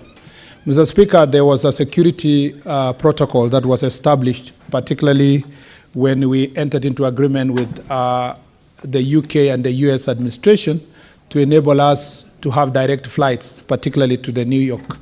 And part of those protocols was to ensure that we keep to dropping passengers at a reasonable distance to the terminal itself. That is why you see all that area has been blocked. You know, your people are dropped a little bit far away, not very far though, but about, say, is it, if I guess, maybe 50 meters away from the veranda. But also the construction of Terminal 1A after the fire of 2014, never put into consideration the need to have a good veranda and canopy that can be able to, people can be dropped properly. So there was a design problem that happened, and we acknowledge. In fact, in the reports of KA, the discussion is how do you now remodify the existing terminals and put it on a canopy that can come way in front that will allow us then to drop people where, a place where there is shade. So that was a design issue. But there's even a more critical problem. At the main gate up there, people have to alight, then they are searched, then the car is searched before you go in. If you 3 weeks ago, in chairing a meeting that is multi-agency at the airport, I instructed the people working on the port charter to, and the KA itself also, to work towards us getting scanners at the entrance that look like all the other parts of the world that will enable us to scan vehicles and scan everybody without really requiring anybody to alight. What has happened in other countries also is advanced passenger information is provided for before passengers come to the airport. So by the time someone, you know, what other countries have done is that they have a general data of everybody. By the time you're coming to the airport, they know who's in this car. So police only stop a certain car if they have certain suspicion. But in our case, because of the same desire to maintain our direct flights to New York, people have to alight and search. But going forward, we are thinking of how can you get scanners that can be able to check the vehicles on high speed without people being able to alight. So there are two reasons. The other one is a security related, but also the construction and design of the airport never put into consideration that very important factor. On the Kakamega, the president never lies and never lied. The point is that, and Senator Kalwale was there, it was a partnership between the national and the county government. And there are certain commitments that the county government give. In fact, I can say this because I think I was called when the meeting was going on. The county government committed that it is easy for them to get the land, only for them to realize later that it is very costly. It will need about 400 million, which is not available in our county government. So because of that situation, the discussion that we've been having is to find out how can you fast move to 1.4 kilometers, you know, as you think about making the airport reach 2 kilometers and so forth. It is important to have aerodromes in most parts of the country. It eases communication. People going to Kakamega are now landing there. They are home on time. We want to make it a commercially viable airport that can carry at least 60, 70 people. And speaking to your governor this morning, we agreed that we should have a meeting for all the leaders to discuss both the roads and the airstrip itself. And Senator Alwale, time permitting, we should do so before the end of this year. And if there is any delay, let's do it the first week of January or the second week of January. We agree exactly what can county still be able to do. You know, many people in the county are proposing you go to that land. It's called Issue. It's near the forest, Sikusa. But again, as I've told you, I've done my homework and I've found that you will need a long process, including parliamentary approval, for you to excise a forest land to move the airport to that place. And my answer is as clear as it is. And you are always welcome to have further discussion on this issue. I thank you, Mr. Speaker. Senator Mbone, I think all those answers are very comprehensive, and you know where to go for more answers. You might attend. So maybe allow me to give other senators maybe to... Yes. Speaker, Mr. Speaker, just to thank the minister for this. But, Minister, the story of Shukosa, the story of acquisition of public land, I have no idea where it is coming from. Because as you know, in a meeting where the president talked to you and he was meeting with me, he told you that the governor has found it difficult to raise 400, and could you now talk to him so that the national government will pay half and the county government will pay half? You remember the conversation. So you should be coming here telling the people of Kakamega that the national government is paying the half and the county government the other half, and people will start moving away. But if you are choosing to treat it casually the way you are doing, Minister, Senator Mboni, sorry, if I don't ventilate in Parliament for the people of Kakamega, where will I speak from? From my funeral? I know you are talking to Kakamega people now. Yes. But what I'm requesting you to do, the CS has requested Kakamega leadership to have a meeting. Yes, Mr. Speaker. That is where you can converse all Yes, these things Mr. together. Speaker, sir, with the respect to the people who vote for us, allow me to tell the minister that the go-round that he wants to give me with the governor, when the people are waiting to be paid, it does not require leaders to meet. We have already been to those people's homes. They have given us their consent. Their properties have been valued. Payment must be made. Minister, have you changed your mind as government on payment of these people, or are you going to pay? If you're going to pay, when are you paying? Life has to go on. So I think, yes. Let's conclude that matter. And maybe what we can say is that your question is not satisfactorily answered. Then we have another opportunity for the CS to answer that bit. Mr. Speaker, two things. One, again, I appreciate the passion with which Senator Kalwale, and I want to tell the people of Kakamega who are listening, your senator is extremely passionate on this issue. But, Mr. Speaker, there is another step. Every financial expenditure requires a budget. Mr. Speaker, even the 200 million, Honorable Senator Kalwale is saying, Mr. Speaker, that should be paid by us and the county is paying 200. Even that county doesn't have that 200, Mr. Speaker, to pay for the airport. It has extremely competing interest in the other infrastructural development. So what we should be doing, Mr. Speaker, is to first put our heads together as leadership to see how best can we deliver this infrastructure, how best can we ensure that the cost of acquiring land is not exaggerated so that then, it becomes expensive to acquire that land. How best can Senator Kalwale use this passion on the ground, Mr. Speaker, to negotiate with the villagers who live next door and tell them to give way at a reasonable price for us to build the infrastructure. So there is room for us to have a solution.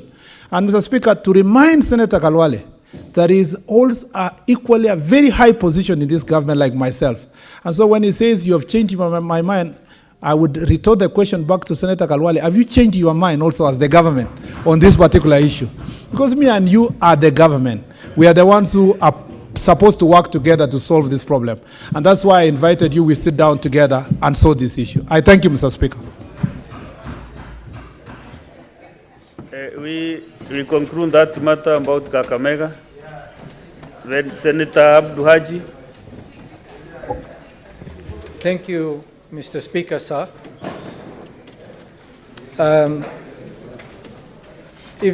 I want to take this opportunity, first of all, to thank the CS Rhodes for the good questions that the good answers that he's been given this House. And I also think, unlike some of the members in this House, I think the CS is one of the very few CSs who is doing a commendable job at his ministry, which is a very big docket, and considering the fiscal challenges that the country is having, he has been doing a tremendously good job, and we thank him for that. Mr. Speaker, going straight to the question, I think the CS is aware that with the current rain downfall that we've been having, the regions of Northeastern has been facing a lot of challenges in terms of the poor roads that we already have, the poor existing roads. And most of the roads have been blocked or cut off. Could the CS tell this House if the ministry has any emergency program in terms of ensuring that these roads are back to being serviceable, because at the moment, Wajir, for example, has been airlifting food, medicine, and fuel. There's a shortage of fuel right now in most regions, most areas in northeastern province. And also the roads leading to Wajir, Garissa-Wajir Road, Wajir-Mandera Road, these are international trunk roads. And for the last 2 weeks, trucks have been stuck on the road. There is no food, there's no fuel, there's no medicine going over there. We have to airlift. And most of the airstrips in these regions are in a poor condition. We've been forced to seek the assistance of the military to airlift some of the foodstuff with the helicopters, but the tonnage is very small. It's not able to alleviate the problems that we're facing. So I wish the minister could address the issue of the roads in the region. And there's also a road which is very dear to me also, connecting the south of Garissa County, and that is the Boji Masalani Road. It's a very small stretch of 5 kilometers, and it has never been repaired. And there is a bridge which was also constructed, I think, around 2008, the Masalani Bridge, which is also, which has not been maintained since, serviced or maintained since it was constructed. Could they also, the Cabinet Secretary, address this matter? Thank you very much, Mr. Speaker.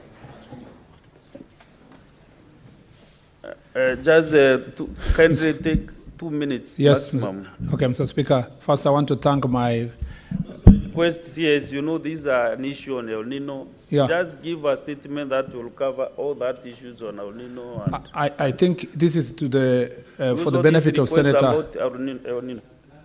I think this is the benefit of Senator Abdul. I've done it earlier, so it is unanswered on all the plans we want to do and the leadership of Kenya in trying to facilitate opening up the roads in an emergency situation now for access. And therefore, Senator Abdul, I appreciate your support and also your partnership. Senator Abdul and his team, Honorable Speaker, were able to raise to us questions of marginalization of roads in the Garissa area, and we were able to address it. And I hope we addressed it in a comprehensive manner.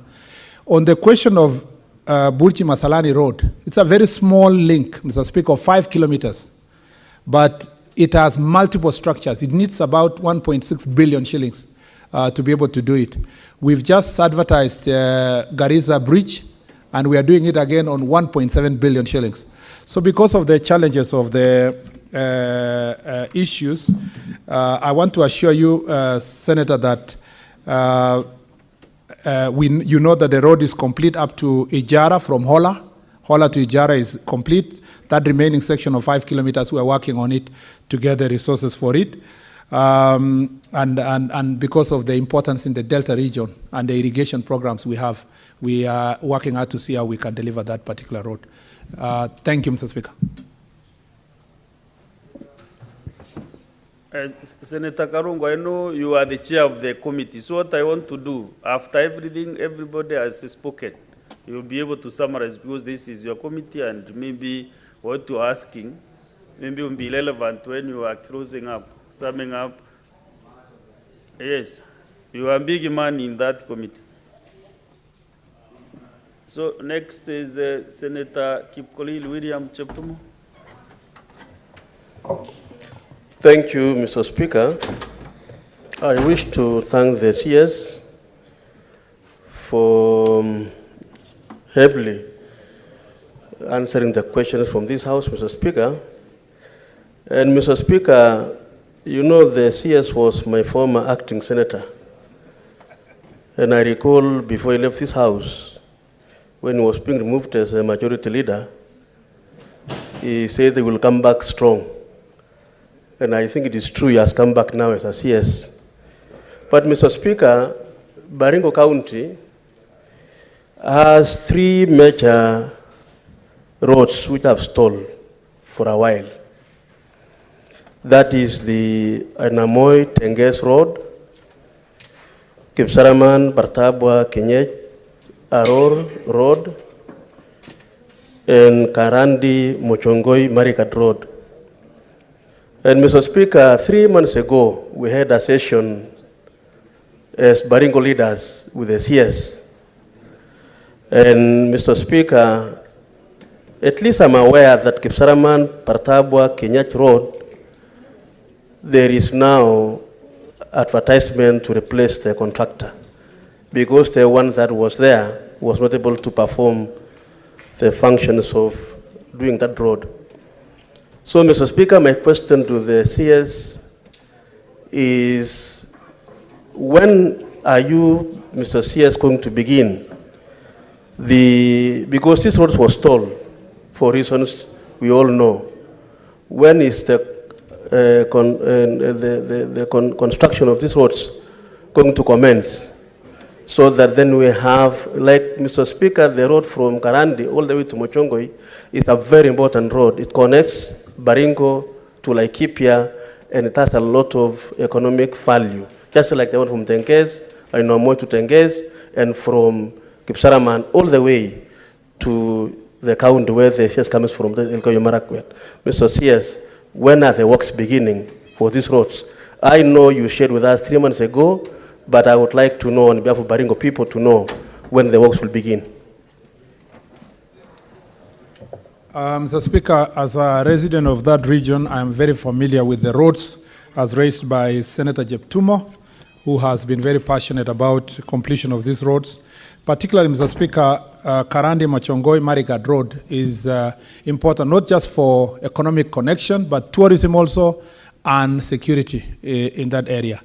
Mr. Speaker, the contractor SBI, we've been negotiating with the contractor to see if he can come on site on an agreed fee, because as I said earlier, the amount of money sometimes we have to give to these contractors is little. So we need commitment from the contractor first before we pay them a portion of what they deserve as part of the pending bills. And so, Mr. Speaker, on that road of Karandi Machongoi Marigat, again, I insist that as we work on the resources, we are going to return the contractor on site. He's done a good job so far, but the financial constraint is the reason why he's not there. They are in Amoy, Tenkes, and Kapkayo, Kipsaos Road. I want to inform Senator Jeptumo. I was with him 3 months ago at Kabartonjo, and I had promised that the contractor was going to be on site within 2 weeks. Unfortunately, that contractor, Honorable Jeptumo, ran away. Honorable Senator Jeptumo, the contractor, was not willing to continue working. We've had to work together to negotiate an assignment to another contractor. That negotiation is ongoing. I hope we can reach an agreement in 2 or 3 months. Unfortunately, interestingly, it's not finances that has made the contractor to run away. I think it's just having a change of mind in terms of operating within the country and wants to wind up the programs that they have so that he can move to another location.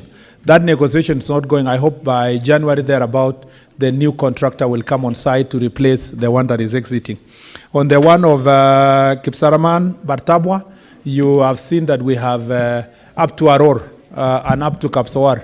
We have advertised that road, Mr. Speaker, and as soon as it closes, which I think it's closing in a week's time, I think a week, yes, an evaluation will be done and the contractor will be awarded based on the budget that we used to have with a little bit of enhancement. We are going to give a contractor who is going to be responsive. Again, when I was in Baringo with Honorable Jeptumo some 3 months ago, I promised that I was going to do that. The same thing I did in we did in many of the counties. In Meru, we did the same for 2 roads. In Kakamega, we did again re-advertise a road. In Nandi, Mr. Speaker, we did the same for the road in Mosob in Kaiboi, and the road that comes from Kobere to Timbaroa, Mr. Speaker, in Nandi County is one of the similar roads we have advertised together. So the contracts are closing next week, and then evaluation will be done. We shall award, and I believe we shall deliver, Mr. Speaker, for the people of Baringo. I thank you. Thank you, CS. And Honorable Senators, we only have 20 more minutes, so we need to be very quick with our questions so that we can be able to release the CS. Senator Olekina, and please make your question very brief, no stories behind it. Thank you, Mr. Speaker. Ordinarily, I would not ask questions, but the matter was determined in court, and I respect the rule of law. I was listening to my good friend, former senator, and at what point I thought he had changed to become a senator when he was responding to the Honorable Majority Whip. But my question to him is very clear. Mine has to do with the road from Suswa to Ngong. Mr. Speaker, it is only 60 kilometers. That road, if you are a frequent traveler to Narok by road, you know, a lot of people nowadays use choppers, so they don't really feel it. Once the Maimahio road is clogged or there is an accident, you actually end up spending a lot of time there. You spend the whole night, you sleep there, and we lose millions of shillings. So, Mr. Speaker, my question to Waziri Murkomen, what happened to the contractor on that road? Why is it that it's only where there is a bridge, it's only where there is a culvert that is not completed? Yet the SGR started and completed when that road was still under construction. It is a very beautiful road, a very scenic road. So, Senator, Mr. Speaker, please, I will want to urge request, you to be very short I'm going and brief. in 5 seconds. I'm going to request the Honorable Murkomen to provide us with clear information on what happened to that road and to please prioritize completing that road, because it is less than 6 kilometers which is remaining for us to have an alternative road to Narok and Bomet and Kericho and everywhere else. Thank you, Mr. Speaker. CS, with your indulgence, can we take another question and then you can answer 2 questions? Okay, yes, Mr. Speaker. Senator Veronica Duarte. Honorable Speaker, thank you for the opportunity and welcome CS Transport, Honorable Murkomen, to this House once again. We appreciate the efforts you are doing in your department, and I can assure you your work is cut out and you will need to do more. So I'm happy that you are a young person, because you'll need to put much more efforts so that we can see tangible infrastructure development in our country. CS, I want to first take up the issue of the annoyance, unnecessary annoyance and inconvenience that is being experienced in Jomo Kenyatta International Airport by passengers who are coming into Kenya, either as tourists or returning Kenyans or Kenyans traveling, Honorable Cabinet Secretary. I am wondering whether you have a stakeholders, multi-agency stakeholders coordination team that gets to process the experience, the customer experience that people are having at JKIA, because it's been awash in the social media. So many passengers have complained. I have seen students who are being ransacked in their bags looking for new items to be charged by KRA. Is that necessary, and can that be stopped? Because you are able to tell when it's a student, 19-year-old, what items do you expect to find in those bags in order to tax? Can we do things in a much more tidier way at the airport and use a multi-agency stakeholders Senator approach? Veronica, I wish you would be brief with your question. Yes, Mr. Speaker, I haven't even asked the real question that I want to ask. Please go direct to the question, please. Let me just ask that question. The Mau Mau Road is a low-hanging fruit for your ministry, because a big percentage of that road has already been completed. There is this portion and connection that has not yet been done, Speaker, which would then connect the Kangare Gorwene Makomboki Road, which would give connection to Geturo Gatiaine, and that would effectively connect Muranga to Nyandarua County, connect to Nyeri County, and connect to the Mount Kenya region counties, Honorable CS. When do you look at, what are the projected dates for completion of this road? Why are you not taking advantage of the fact that it is almost done and can be completed and serve over 11 counties?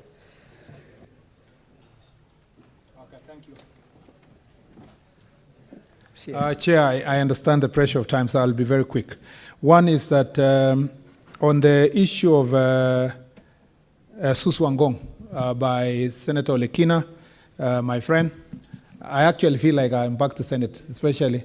I was assuming you are there and I'm here.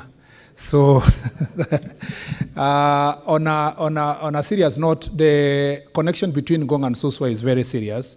We have only 3 kilometers to go. The contractor, Zongmei, we have negotiated with them. They should be mobilizing now to go on site. So a week or so, they should go back on site. And you know that will be a connection from Suswa to Ngong to Emali. That will be a shortcut. You don't have to come all the way to Nairobi City if you are going to Machakos. And when we do again, as I said earlier, before you came in, Ilasin Jukini, it will now help us. You can go to Taita. And you can go also to Olili and then to Arusha. So there is room for doing that connection. It will be completed. The only thing we will do is that we'll put a way bridge. Because as soon as we complete that road, the lorries will want, the trailers will want to cut a shortcut. So that will only be for passengers and smaller vehicles, so that then the trailers will continue using the normal road. On the question of Honorable, my friend, Honorable Veronica, it is true that the work is cut out for me. But this is teamwork. Teamwork in the sense that as an administration, we've come to government at a time that we have to employ a very heavy fiscal discipline. And as you do so, the sector that has suffered most is the infrastructure, a sector that was neglected from last term, you know? And so we're asking ourselves, how best can you deliver this? That's why you see the negotiation we're having with development partners and so forth. There is hope. I see light at the end of the tunnel, that in this coming financial year, we will be able to return most of our contractors on site, and we complete the 3,500 kilometers remaining of the 10,000 kilometers that were promised, that we promised the people of Kenya's Jubilee administration in 2013. I believe this administration, based on our policy, will be able to deliver the remaining balance of that road. I am tasked with that responsibility. That is why I take personal initiative to speak to some of these contractors, negotiate with them, implore them, request them to go on site. For example, I give you the example of the road of Thika Magumu. You know, I had to sit over and over again, despite the termination that was almost to Ensu, and the contractor accepted to go on site. You know, now we are past 30 kilometers of that road. Mau Mau roads, based on your question, so many of them are yet to be delivered. I want to assure you, Madam Senator Veronica, that it is in the menu of the programs that are likely to start in the next 2-3 months based on that negotiation, because most of them being delivered from our friends from the Chinese administration, Chinese government. And I think with the administration helping us, we should be able to make progress. Lastly is to say that at the airport, after that, there was for many years, there have been a clamor for airport charter that brings together all the players at the airport. The problem is that the Ministry of Transport and the KA take a beating for sometimes things that are done by the immigration officer or the tax officer, the KRA officer at the airport. Now, for us to take that responsibility fully, we need to implement the airport charter. And the draft airport charter is supposed to be presented to us by 30th this month. Thereafter, I'll sit down with my colleague, Professor Kindiki, because he's one of the main contributors there, and Professor Ndungu with KRA, immigration, and police in the area, and see how best are we going to allow KAMD to provide leadership under the airport charter, the way it happens in other airports in the world, so that you can aggregate the decisions you are going to make and have a proper channel of decision making, so that then you lay the blame where it belongs. At the moment, it is scattered to this is police, this is immigration, this is KRA, this is KA. We want to make sure that the airport itself, as the landlord and the main owner of the airport, KA, should take full responsibility when the charter is being followed. And that is not new, because at KPA, the MD of KPA takes responsibility on behalf of other agencies, because we have a port charter that gives that direction. I thank you, Mr. Speaker. Thank you, CS. Senator Wambua, and please be very brief, straight to the question. I will be straight to the question, and I wanted to stand here so I can see the CS properly. These days you don't get to see a lot of them. Mr. Speaker, my question is on the Kibwezi, Athi, Mutomo, Kitui, Migwani, Bondoni Road. And this, yes, my friend, sat with me in the Roads Committee in the last session. He understands that road very well.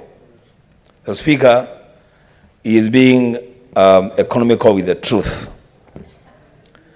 The Speaker, when he read the list of the inherited problems from the former administration, he included that road in that list. The truth of the matter is that the problem that we have today on that road is a problem of the Kenya Kwanza administration, because the contractor moved out of sight in November after the elections. My question to the Speaker is, when is the contractor resuming work on that road, having done more than 190 kilometers and remaining with only around 17, 20 kilometers to complete the road, and the contractor has moved out of sight? When is the contractor going to be resuming work? The other difficult questions will be asked next Wednesday. I thank you, Mr. Speaker. Senator Mundingi, very quickly, please. Asante Bwana Spika, swali langu ni kuwa Embu County huwa tunalima miraa, muhoka, avocado na kahawa na majani, na tumekubali kulima kabisa. Nauliza Bwana Waziri, unafikiria namna gani juu ya kutujengea uwanja wa ndege? Kwa sababu hiyo uwanja wa ndege si ati itasaidia Embu peke yake, itasaidia Tharaka Nithi, itasaidia Kirinyaga na pia itasaidia upande wa Meru. Kwa hiyo swali langu, utatuangalia namna gani ndio tujengee pia hata sisi tunajivunia kukula matunda ya Kenya Kwanza kwa hii kipindi ya miaka 5. Kwa sababu unajua pale kuna uwanja wa ndege ambaye haitumiki. Tunataka kujua kama serikali ya Kenya Kwanza haina pesa, kama mnaweza kuturuhusu tutumie hiyo uwanja, kwa sababu magari mingi ya miraa inatembea na imekuwa na shinda kwa sababu ya kuwa watu. Asante Bwana Speaker. Asante. Can we take another question from Senator Kavindu? Thank you, Mr. Speaker. And thank you, Mr. Sayers, for coming. My question is about this road from Caltex, Kangundo Road, and I hope he's paying attention. There is a lot of traffic jam on Kangundo Road, and most of my people from Kangundo live in Kangundo and work in Nairobi. And once they live in Nairobi at 5 o'clock, most of them arrive at home at midnight because of traffic jam. So I'm wondering if what they are doing to finish that road, and if it can also be made to be dual, all the way from Caltex to Tala and Kangundo. Mr. Sayers, I also want to know the state of the road from Tala, Thika Road. And when you are counting the roads that are pending, I didn't hear you mention that road. And it was started from 2017, and it is still not finished. We need that road to be finished. If you can give me the timeline. And also I want to know about Tala. Senator, those are too many questions. Yeah, no, just one. Let me finish, Mr. Speaker, because you have given me the time. We are not going to call him again here tomorrow. Let me just finish. I have one. I also want to know the state of Kangundo Mwala Road, which has been just the way it is from the time of colonial to date. Thank you, Senator. Thank you. Those are enough questions. Senator Tabitha, very quickly, one question.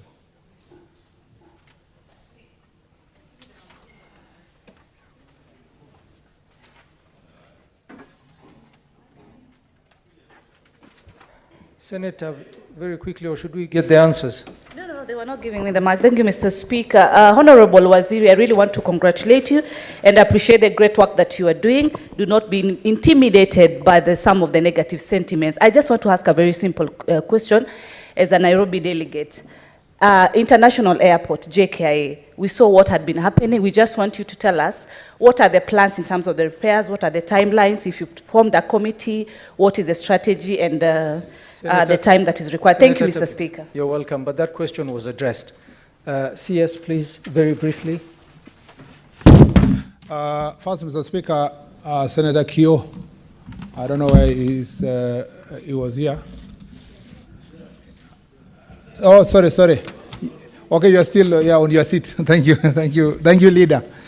I didn't mention that road, but now that he mentioned, I think he's the one who is economical with the truth. I didn't use that as an example, but it's a good example of one of the roads that I've stalled for many years. That road was awarded in 2018. It was supposed to end in 2021. Mr. Speaker, 2021 is not Kenya Kwanza administration. But, Mr. Speaker, the good news is that the road is 91% done, and therefore the remaining balance is going to be addressed. Unlike many roads that I mentioned earlier, I used as example, which have only 3%, 5%, less than 30% of completion, at least Kibwezi Road is fairly done. What I was expecting from Senator Wambua is the question of compensation. I used that road earlier as an example of citizens who are responsible, who let go the space for us to construct the road awaiting compensation. And as I said, National Land Commission is working on the process so that we can be able to compensate and know exactly whom we compensate. As unfortunately, these procedures we put in our law make it, create inordinate delay in some of these issues. The Tala-Thika road, I think it was a proposal. It hadn't started. If you mean the road of what we call the Greater Eastern Bypass, the one from Tala all the way to Thika.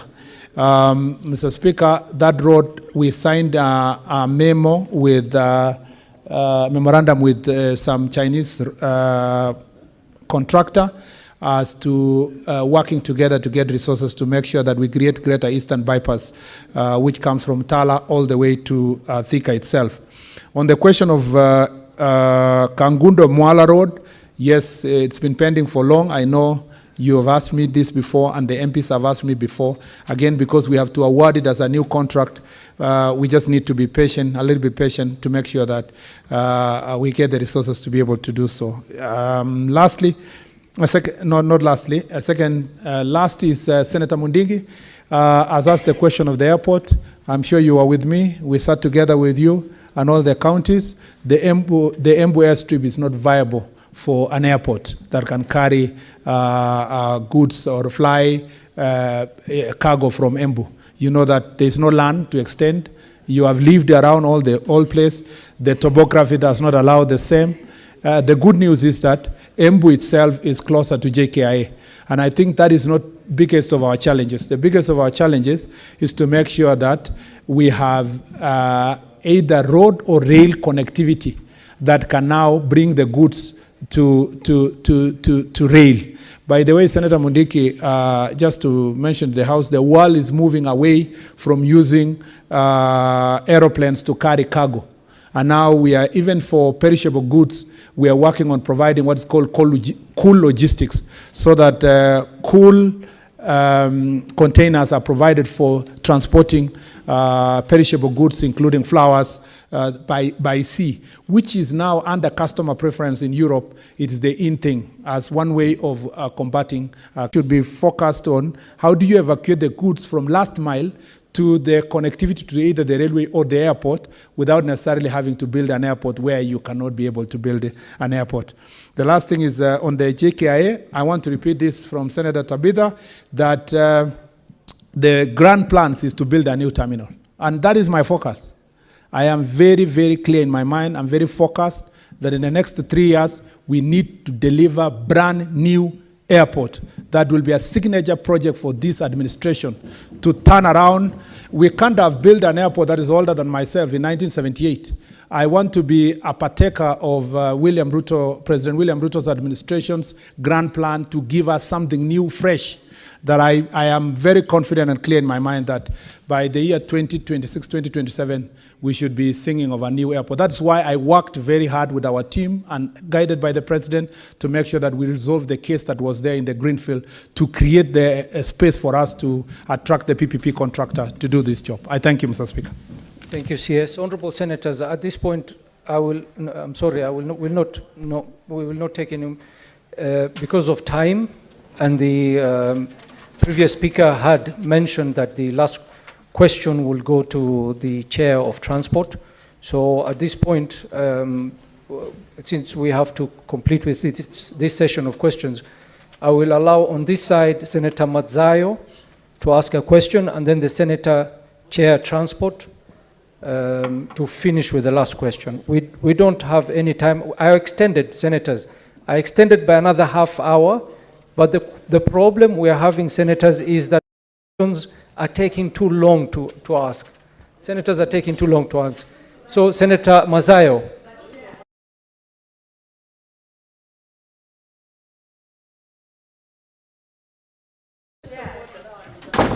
Yes, Senator Kavindo. And the reason why he didn't answer, no, he didn't hear it properly because he was communicating with people when I was asking about the Caltex Umoja Kangundo Road. This Kangundo Road, there is a lot of jam there, and people are getting stuck there up to midnight. He will answer with the other questions. Senator Mazzayo, very quickly.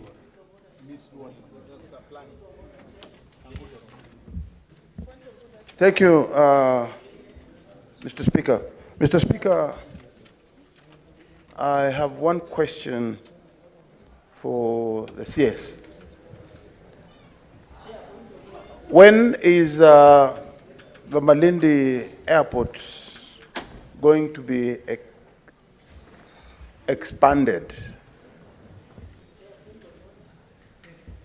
That's the question. Thank you, Senator. Thank you. Chair Transport, Cherargei, you cannot have a point of order on the chair. There's no point of order on the chair. A lot of people have been sitting here from 9. Senator Cherargei, I understand your frustration.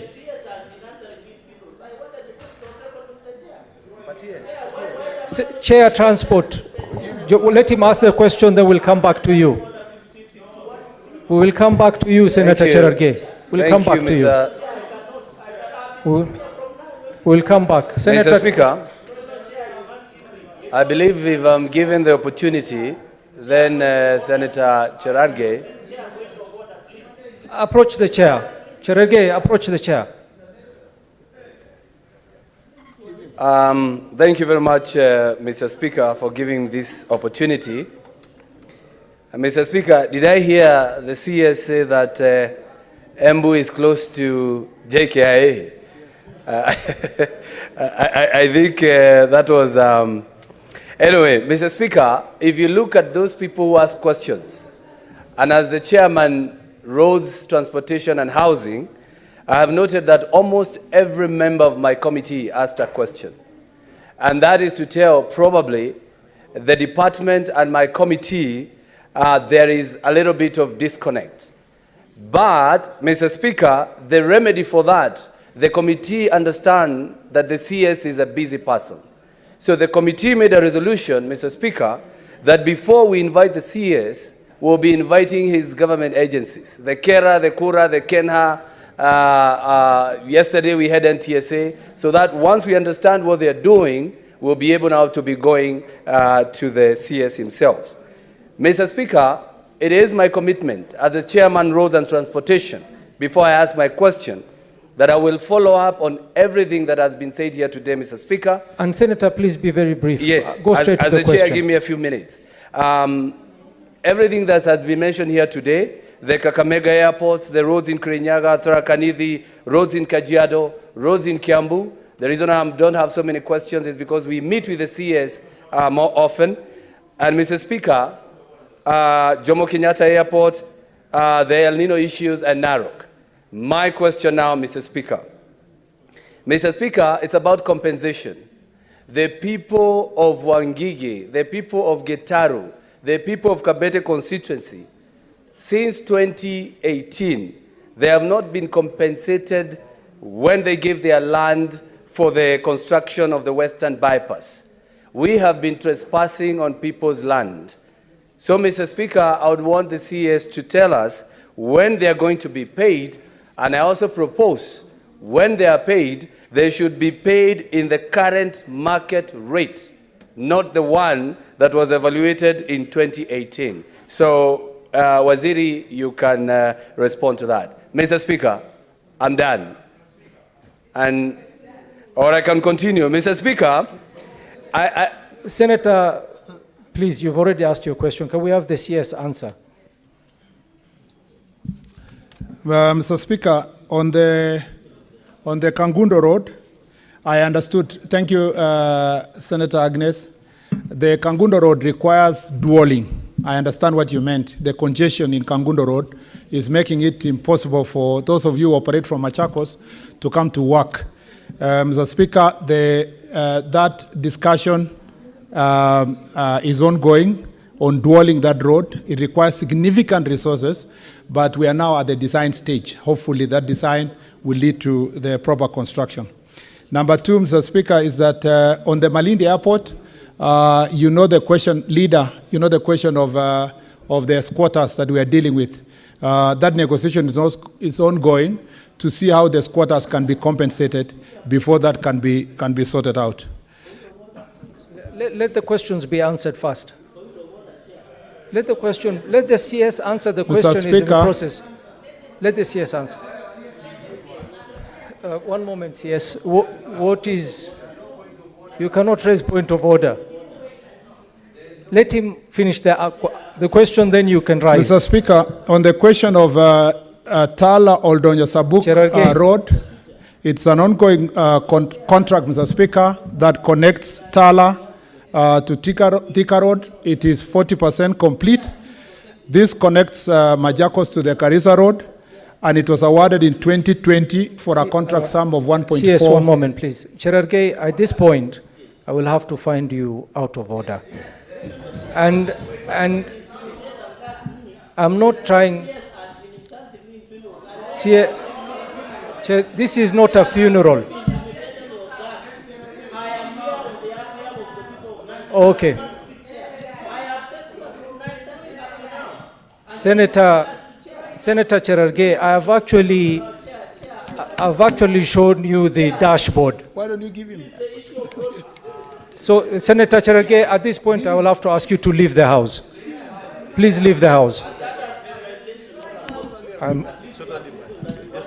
Please leave the House so that we can continue with the business.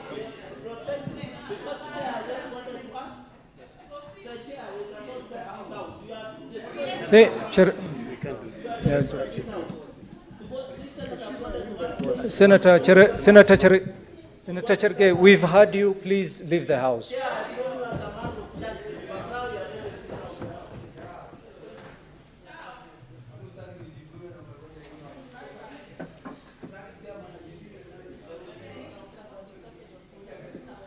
CS, my apology, please proceed.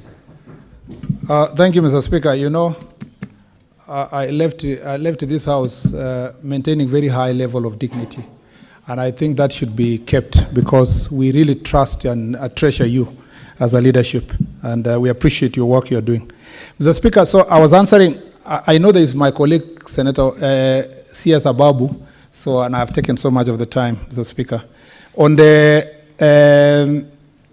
On the road of Garissa, I said that the Tala Oldonyo Sabuk Road is ongoing. It's 40%. It suffers the same fate with other roads in the country. 40% of the road is complete. It has a pending bill. It was awarded in 2020. We are working also together to make sure that that is completed. I think, Mr. Speaker, I don't have any other. On the question of my chair, the chair of the committee, Senator Karungo, you should be helping me to make sure that people don't exaggerate the compensation they need. It's just to become prompt and adequate so that we don't have problems where projects are pending forever. We should borrow from the example of Senator Wambua and a few places in the Mau Mau roads where people allowed us to complete the road as we work on the compensation, which I think it includes the road you are talking about. We will make sure that we compensate the citizens because we are enjoying the benefit of the road that is herein constructed. I thank you, Mr. Speaker. Thank you, Bwana CS. At this point, we have concluded the question time. CS, I want to thank you for your time and for the answers that you've given to the House, and to wish you all the best in your work. I think I will not add too much on that. We wish you were still in this House, but we also are happy where you are right now. Thank you. Thank you, Bwana CS. Thank you, I thank you.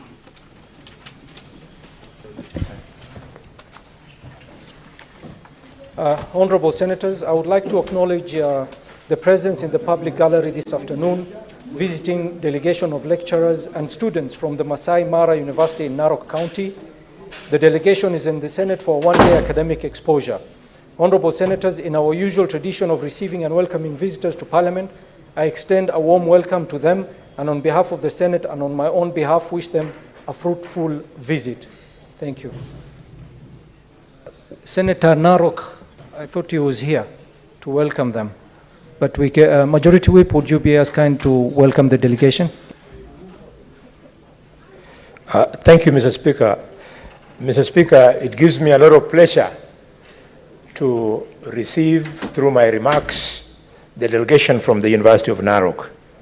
Only a few years ago, Mr. Speaker, we could only talk about the University of Nairobi. The exponential expansion in higher education in this country is evident of the fact that we are ready for Kenya of the next century. I would like to encourage the students and lecturers to work with us, because we are clear that it's not enough for us to get university education. We must only see the value on that education by making sure that at the end of the training, our children are placed in places of employment. I thank you, Mr. Speaker. Welcome.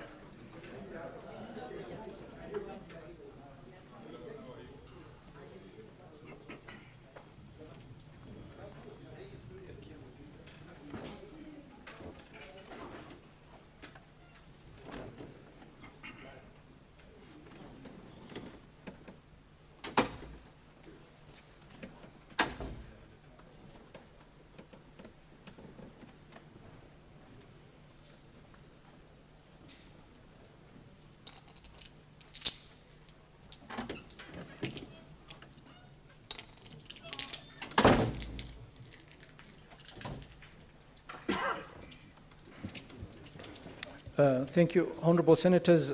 We have received communication from the CS Treasury that he's engaged and not able to attend today. And the questions to the CS Treasury Planning will be deferred to next week, Wednesday.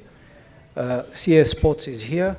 So we are going to defer question number 67 and question number 74. We'll go straight to question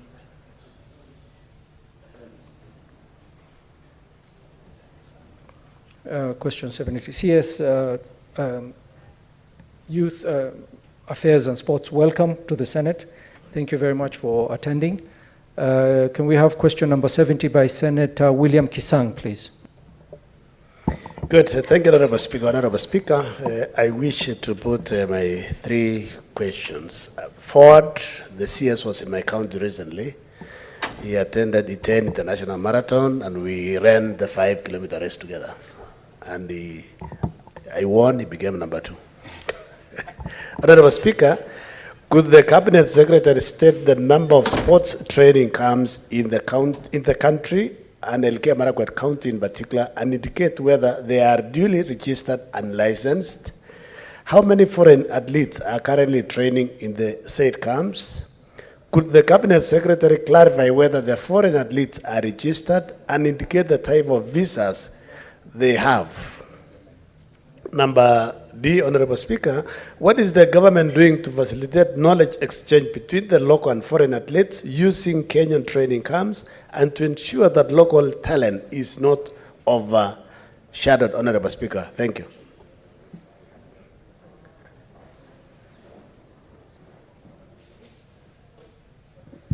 CS.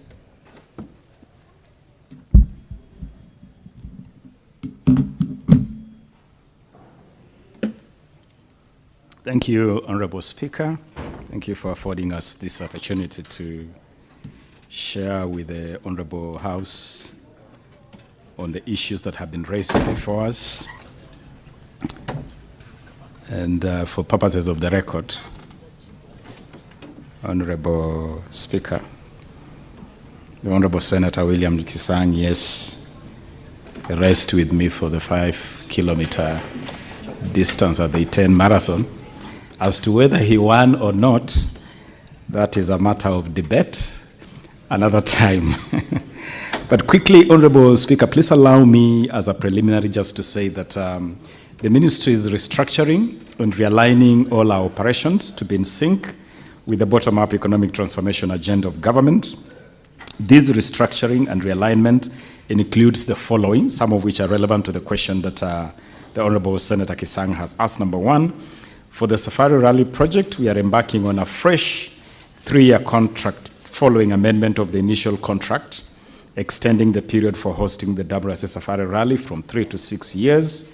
We are using this transition phase to restructure the whole WRC Safari Rally project, and I'm pleased to report that we already have succeeded to return the Safari Rally to its traditional Easter season from June.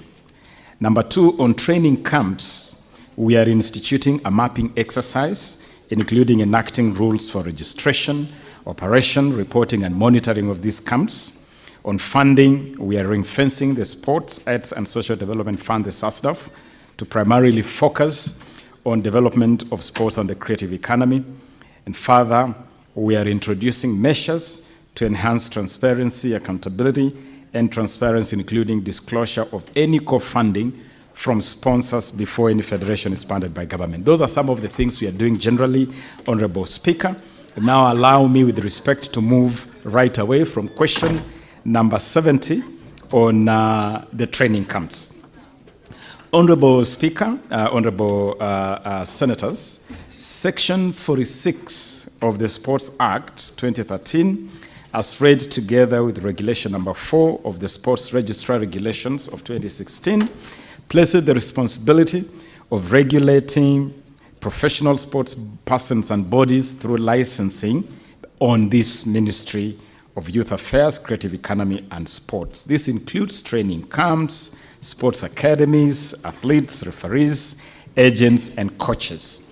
It is important to note, for the record, that indeed training camps bear some benefits, including talent development, performance enhancement, skills transfer and knowledge sharing, exposure to international competitions, and other economic benefits.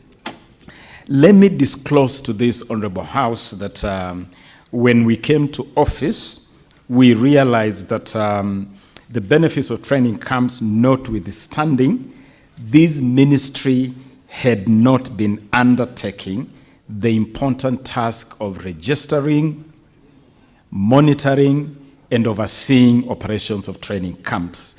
This is a responsibility that had been relegated to Athletics Kenya. And obviously, it has been a gap I must disclose to this House. Now, to deal with this aberration, to deal with this gap, I directed the Office of the Sports Registrar and the Anti-Doping Agents of Kenya to immediately commence mapping of all training camps. I'm glad to report that this exercise took place from the 27th of March to 3rd of April, and the primary objective really was to identify all training camps and get together all the necessary information. The exercise was conducted in a total of 53 training camps, and in the submission, the documentation that I have provided to this Honorable House, we have provided under Annex A the information that was obtained from that mapping exercise that I ordered be undertaken. Honorable Speaker, the team that undertook this mapping exercise ran into quite a number of challenges that I have to bring to the attention of this House. Some camps closed to evade access by the team that was undertaking this process, and we noticed a very, very clear unwillingness of camp managers to share relevant information for purposes of this mapping exercise. There was lack of awareness and understanding of existing laws and policies among the people who manage these spaces.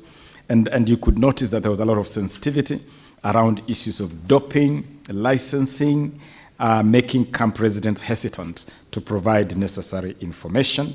There were many instances where camp managers disappeared, making it difficult to undertake this exercise. Nonetheless, the ministry was able to issue 1,018 licensing forms to the 53 training camps and other relevant target groups. These forms have not been returned yet, and that is a process that is being followed up. I want also to indicate that in February this year, I instructed the sports registrar to distribute licensing forms to Athletics Kenya, the federation that is responsible for managing athletics in the country, and a total of 300 application forms were provided to AK. AK has made a commitment to make returns on this exercise. With regard to Elgeyo Marakwet County, it is worth noting that this county boasts of the highest number of training camps in the whole country, primarily because of the very unique location of this county, the high altitude, the incredible beauty. This place is absolutely beautiful, out of this world. I visited the other day and I had difficulty living.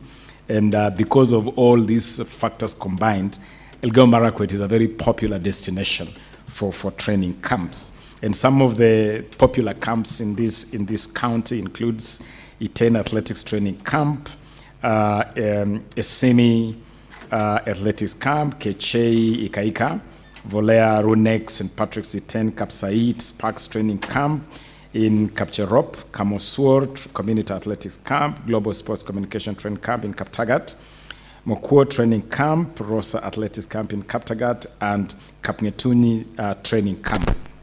The ministry remains fully committed to making sure that this whole space is better managed, and I particularly want to add that we have put together a very robust multi-agency team, especially to help us deal with the challenge of doping. And we have also given this team, headed by former Member of Parliament, former elite athlete Wesley Korir, we have given them the responsibility to start this exercise. And I have information that they have already started this process. And among the things they have done is to include a register of athletes, because currently we do not have a database of all our athletes, which makes the anti-doping effort quite problematic.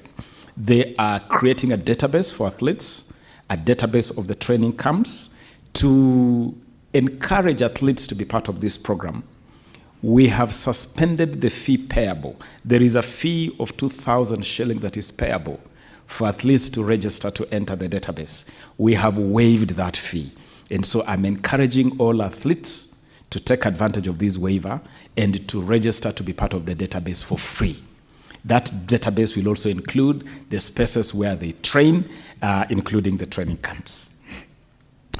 On the segment B of the question, how many foreign athletes are currently training in the aforementioned camps? As I've already mentioned, Honorable Speaker, Honorable Senators, this is a process that is ongoing in terms of getting the data together.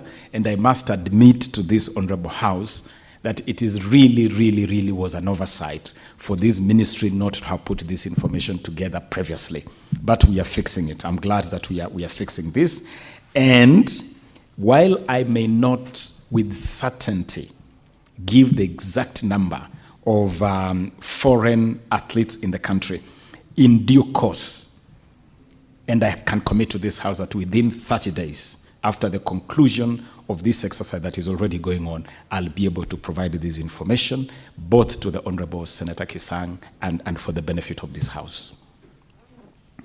Those application forms are already going on, and I'm glad that we have included a whole cross-government effort to include KRA, the Ethics and Anti-Corruption Commission, the NHIF, the DCI. It is a collective effort to just make sure that this is properly done. I have also provided information there in terms of the time, the seasons, when you expect a lot of these athletes in the country. As we know, athletics is pretty seasonal, and all those details have been provided in the answer. And from the foregoing information we have provided, it's important to appreciate that the peak season of foreign athletes in Kenya is normally between January and March, according to the mapping of the seasons that we have done. Segment C requires me to clarify whether foreign athletes are registered and indicate the type of visa granted to them. Again, as I've already indicated, the process of mapping, the process of registration, the process of monitoring is ongoing. What is important for the House to note is that we have brought structure to that space, and we have also provided resources, sufficient resources to help us manage that whole space.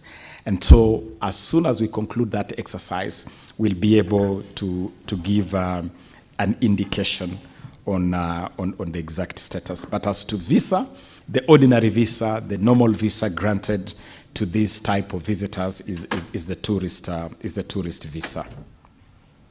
And after the tourist visa is granted, a license is supposed to issue. And that is where we have had an issue, because that space has not been very well governed. And as I've said, it is something we are fixing. We also have every intention of making changes to the policy and legal framework by taking a fresh look at the law to manage this space better as Kenya becomes more and more attractive to foreign agents and foreign athletes. Segment D is asking information on the exchange between local and foreign athletes using Kenyan camps and ensuring that local talent is not overshadowed by our visitors or our foreign friends. Honorable members, in order to ensure that knowledge exchange occurs between the two segments of local and foreign athletes using our camps, and to prevent what has been described as overshadowing of local talent, we intend, and we are already doing this, to invest heavily in licensing, making sure that there's collaboration, there is synergy in that whole ecosystem between the camps, the Kenya Academy of Sports, the State Department of Immigration, and education institutions where a lot of athletes are domiciled. We are also developing policy guidelines on this whole area of camps and reviewing the Sports Act and the National Sports Policy to manage that whole ecosystem better. But I can say, even for now, that there is a very symbiotic relationship between our local athletes and foreign athletes. We have had some really, really top-level elite athletes like Mo Farah training here with us, and definitely it has benefits of the two sets of athletes training together, besides the fact that under our Sports Safari project, where we are using sports to promote tourism, this also encourages, helps to market our country and attract increased number of visitors, promoting areas like Elgeyo Marakwet and other parts of the country to the outside world. Honorable Speaker, I submit. Thank you, Cabinet Secretary. Senator Kisang, before you ask your supplementary question, I would like to give this opportunity to Senator Olekina to give some remarks to the delegation of lecturers and students from Masai Mara University, Narok. Please, Senator Olekina. Mr. Speaker, sir, let me appreciate you for your magnanimity in allowing me to welcome the students and the leaders from Masai Mara University. I want to encourage them, and as you are visiting here today, this university has turned Narok into the go-to place. Properties in Narok, the prices have now escalated because of the fact that we have a university.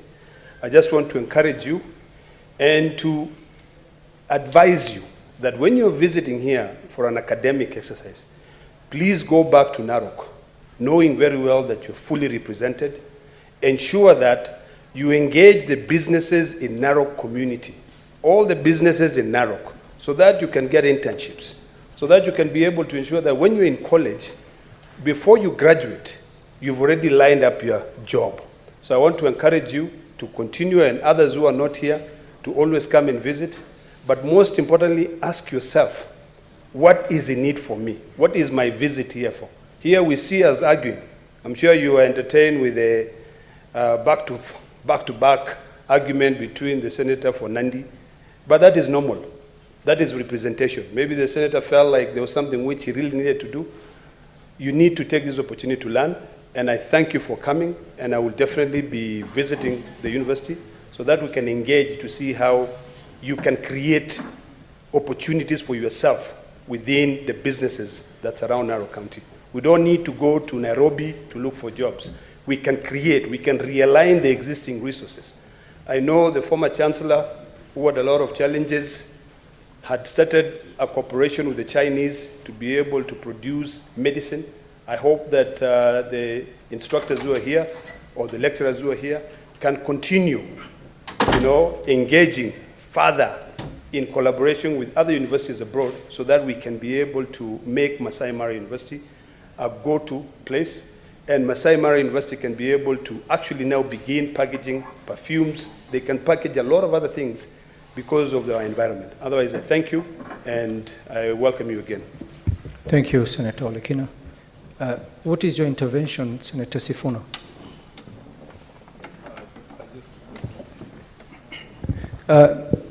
Senator Kisang, what is your supplementary question?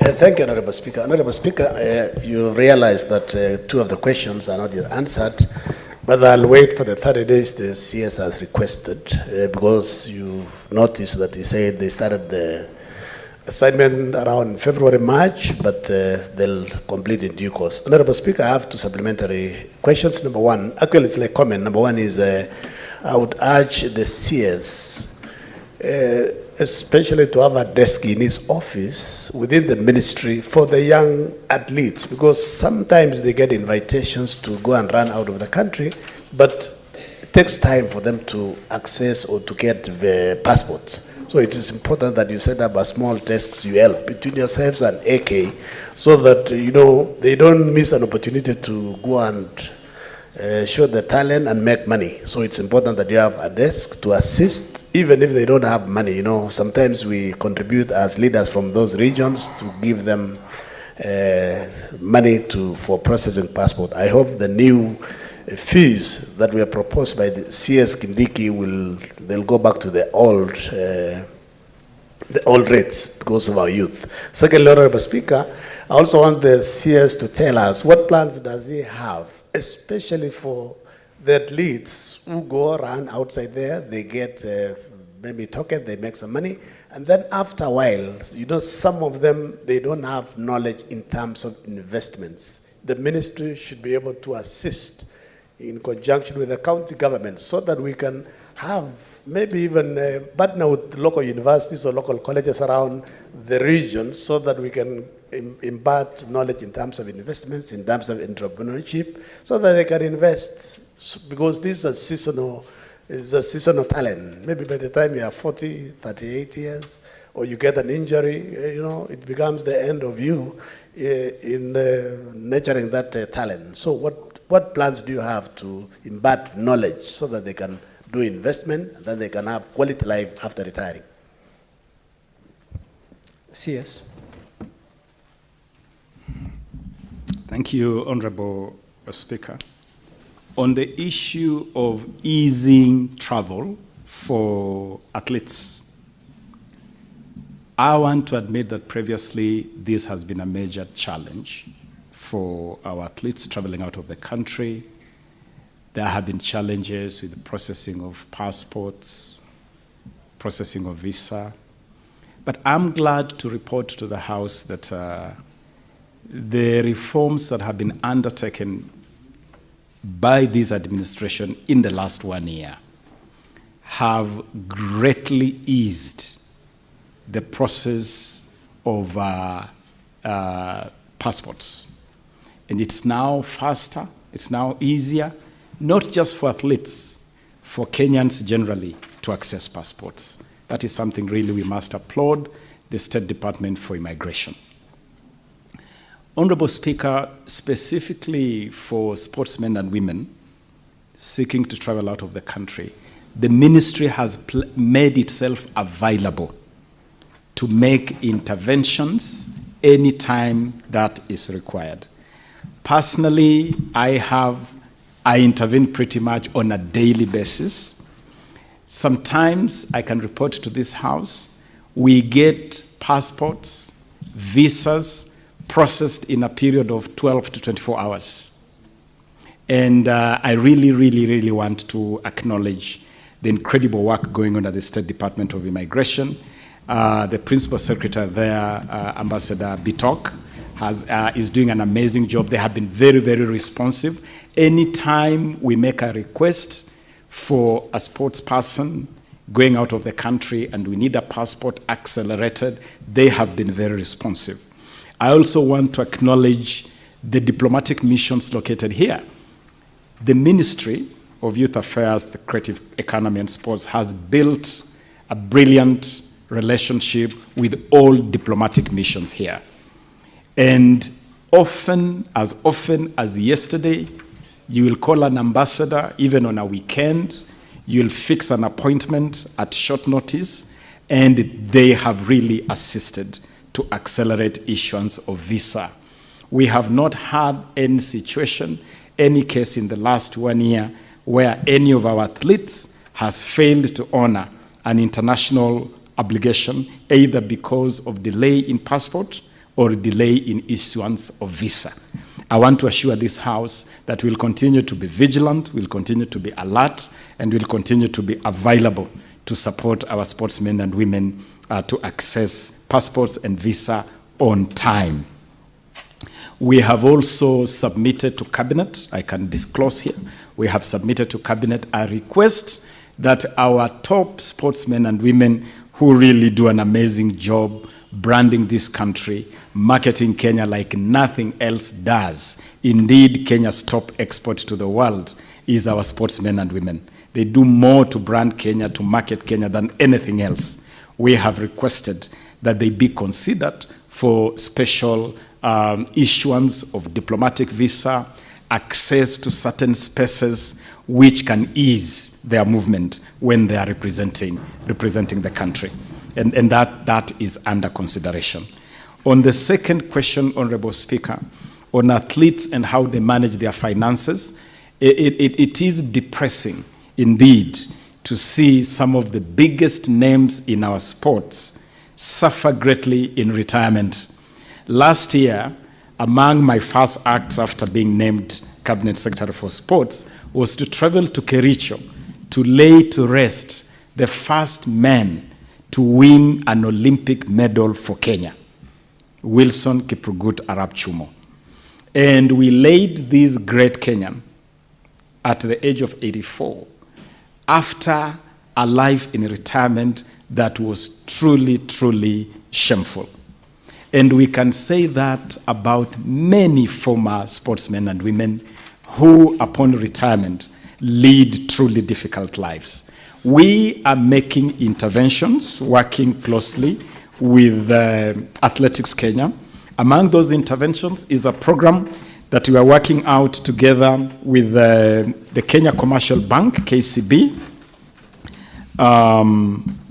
Under this program, we provide what you can call investment intelligence to sportsmen and women and customized training packages for sportsmen and women on how to manage their finances better, on how to invest better, and also just to be finance savvy and be in a position where they can take better care of their finances.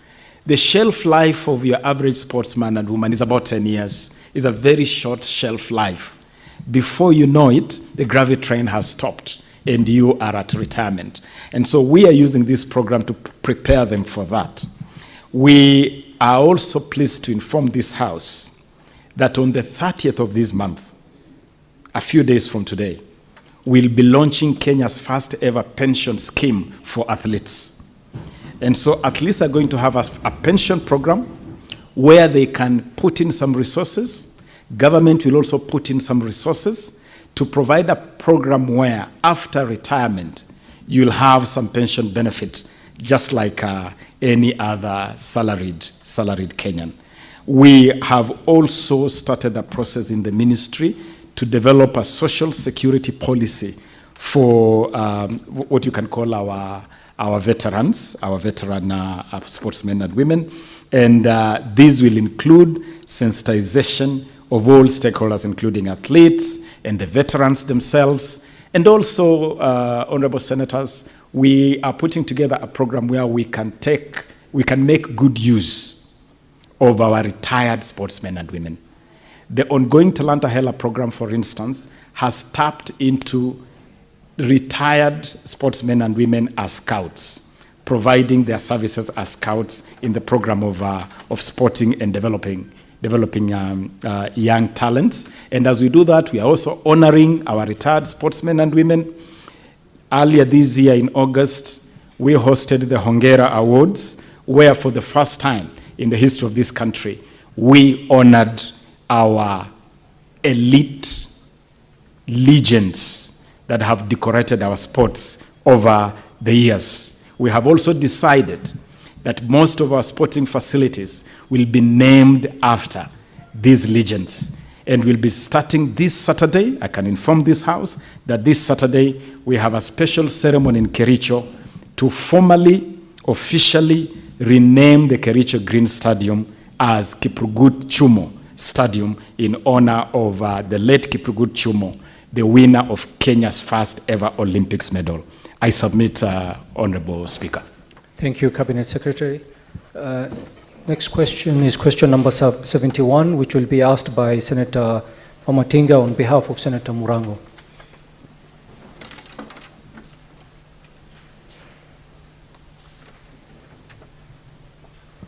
Thank you very much, Mr. Speaker, sir. I'm licensed to ask a question on behalf of Senator of Kirinyaga, who's attending an official visit in Kirinyaga County. Mr. Speaker, sir, may the CS tell us what has occasioned the delay in the completion of the project of the construction of Wanguru International Stadium in Moya constituency in Kirinyaga County, which was launched in 2020? B, could the Cabinet Secretary disclose pending works and state the projected date of completion? And C, what is the total budgeted cost of the project, and could the Cabinet Secretary provide the status of payments to the respective contractors and also disclose the outstanding amount? Thank you, Mr. Speaker. Cabinet Secretary. Thank you, Honorable Speaker. I submit that Wanguru International Stadium was one of the 4 legacy projects of the immediate former administration. Now, regarding the delay in the completion of the Wanguru Stadium, I wish to indicate the following: that the project was handed over to the main contractor, VV Enterprises, on the 5th day of August 2020, with the construction commencing on August 12th, that same year, 2020. However, the implementation of the project faced a number of delays due to weather, persistent rainfall, and such factors. We also then that year had to face the COVID-19 pandemic, which had a significant impact on the speed or expedition of delivering that project. But those factors notwithstanding, I'm pleased to inform the House that the stadium has been fully completed according to the scope of works that had been indicated at the commencement of that project. The stadium has been put to use once in a while, and to ensure effective management and utilization of this facility, the ministry is in the process of finalizing a joint management and maintenance framework with the county government of Kirinyaga. We believe that in the next couple of weeks, this framework should be ready for execution between our Sports Kenya agency that manages the facilities. Now, on this segment B of the question on the budget, this project at the time of its commencement was budgeted at 696 million Kenya shillings, 473,751 cents. Additionally, the Ministry of Interior and Coordination of National Government contracted another contractor called Jimro Enterprises at the cost of 176,412,767.50 cents to undertake construction of additional 10 steel stands and electrical installation. The contractor was also required to install a generator at the county commissioner's residence to facilitate the hosting of a garden party during the Mashujaa Day celebrations, which were hosted at this particular stadium in 2021. The decision to contract Jimro Enterprises was occasioned by a presidential directive that year to host Mashujaa Day celebrations at this Wanguru Stadium, noting that the construction works by Vivi Enterprises Limited had faced delays during to what we have indicated as the weather conditions and the impact of COVID. So far, the records indicate that Jimro Enterprises Limited has received payments totaling 170,957,650.80 cents from the Ministry of Interior, because that was contracted directly from by the Ministry of Interior, with an outstanding bill of 5,455,117.50 cents. As for Vivi Enterprises, they have already been paid 679,535,567.23 cents, with an outstanding payment of 16,938,194.15 cents from the State Department of Sports. The records do indicate, Honorable Speaker, Honorable House, that as per the scope of work, this project is concluded, and in fact, in our list of facilities, Wanguru Stadium is available for public use. I submit, Honorable Speaker. Thank you, Cabinet Secretary. Senator, you have a supplementary question? Go ahead. Thank you very much, Mr. Speaker and Honorable CS, for that comprehensive answer. My question is, there are several stadiums that have been commissioned by the previous regime, and they lacked a uniform design. One of them is Wanguru, there's one in Embu, there's one in Loringo, which have all since stalled at different development stage. What is the ministry doing to ensure that moving forward, we have a uniform design that would be easy to oversight, that would be easy to follow up, and most importantly, to control the cost factor, which has been escalating, as it has been the case in Oreguruni? Thank you, Mr. Speaker. Cabinet Secretary, and please, Cabinet Secretary, if you could be brief on the supplementary answers so that we can move faster. Very, very quickly, just to inform the Honourable Senator that indeed there are a number of stadia that commenced under the previous administration. We have done a quick assessment of those stadia. We have gone further also to subject these projects to a forensic audit just to determine the value for money that was put into these projects. That forensic audit is at a tail end. As soon as that process is concluded, we have every intention to complete every project that has already expended public resources. We don't intend to let any of these projects go to waste. And as far as for standards, I'm pleased to inform this House that the ministry has now developed a sports and creatives infrastructure master plan. We now have a master plan that is very clear on what kind of facility to do at the international level, at a regional level, and at a community level. That master plan will guide all future sports facilities in the country. I submit. Thank you, Cabinet Secretary. We'll move on to the question number 72 and 73, which is by the Senator for Kisii County, Senator Richard Wanyonka. Senator Mbugua, on his behalf, you can ask the question. Thank you, Mr. Speaker. I rise to ask question number 72 on behalf of the distinguished Senator for Kisii, the Honorable Senator Richard Wanyonka. A, what was the total amount of money utilized by the government in organizing and hosting the 2023 World Rally Championship Safari Rally event? And could the Cabinet Secretary provide a breakdown of the expenditure and disclose any funding received from WRC International? And B, could the Cabinet Secretary provide details of the audit findings of the Office of the Auditor General on the utilization of public funds in organizing and hosting the WRC Safari Rally? And C, are there any outstanding bills related to the WRC Safari Rally? And if so, could the Cabinet Secretary provide information of the nature of the bills and the projected timelines for their settlement? Thank you, Speaker. Senator Mbugua, proceed with the next question as well so that the CS can tackle both.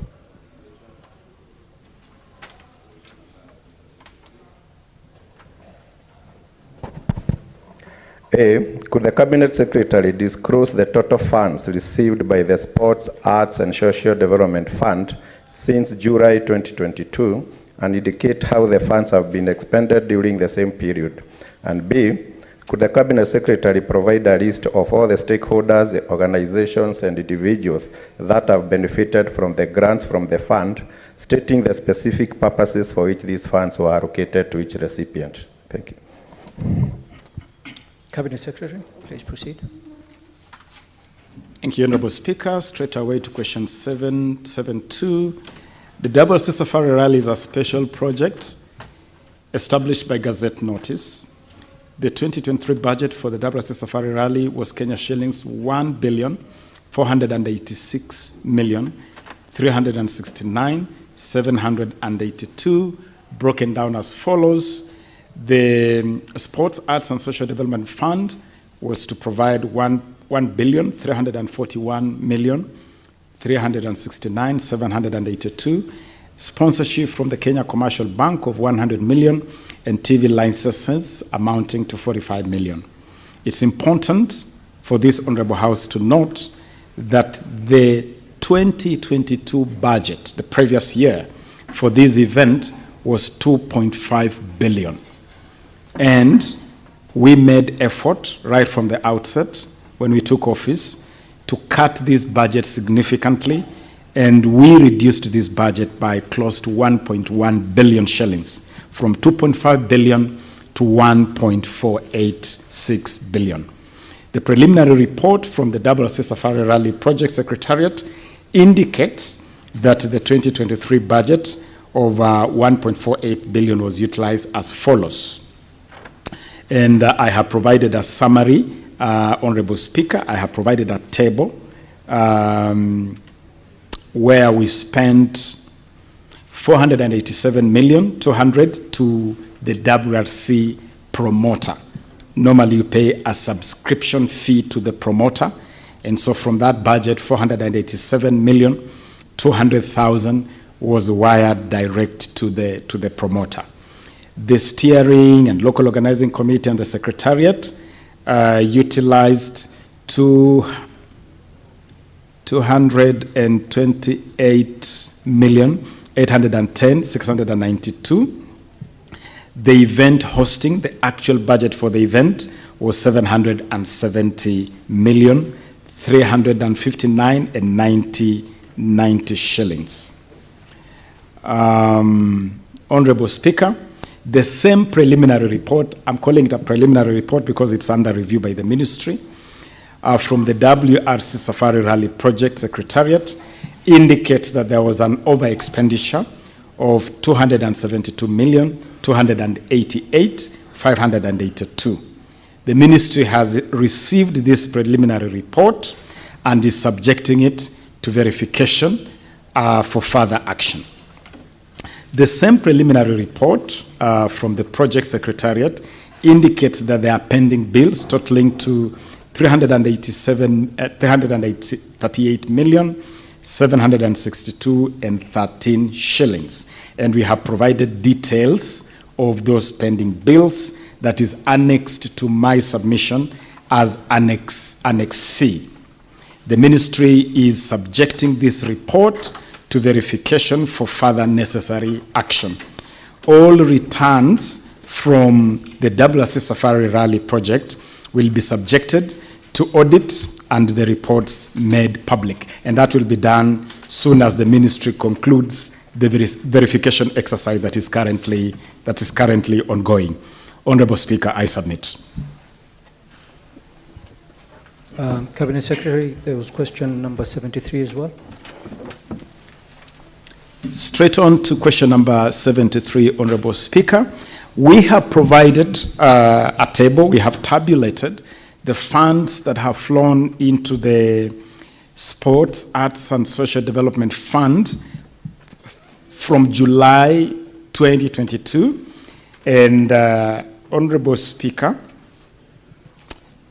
the tabulation runs from July 2022 to June 2023. And that whole figure in that table with full details provided totals up to 10,427,518,883. The board that manages this fund has approved funding as detailed in Annexure D, but just as a breakdown, 4.7 billion has been disbursed for the promotion and development of sports. 885 million has been disbursed for social development, including the promotion of universal health care. 886 million has been disbursed for the promotion of the arts. The following question is providing a list of organizations and individuals that have benefited from grants. And Honorable Speaker, we have supplied Annexure D, the annex marked as Annexure D, which provides details of all recipients of funding or support from the fund, including federations and public institutions. That is duly provided, Honorable Speaker. I thank you. Thank you, Cabinet Secretary. Senator Mbugo, do you have a supplementary question? Yes, Mr. Speaker. On question number 73, on the sports, arts, and social development, Mr. Cabinet Secretary, I've gone through the recipients, and it seems that your ministry has prioritized sports and somehow ignored arts and social development, where persons with disabilities would benefit. I would want you to address us on that, as well as comment on the mistreatment of the Special Olympic teams when they went to represent Kenya, and they were suffering because they didn't have any proper funding. Thank you. Cabinet Secretary. Honorable Speaker, I want to assure this House that the ministry has developed a very balanced structure on supporting the whole talent ecosystem. Under the Talanta Hela program, we target to develop talents, to monetize talents across all sports disciplines and across the whole creative sector. It is only in the last 1 year, for instance, Honorable Speaker, that we have put money in theater, we have put money in film, we have put money in schools for talent development.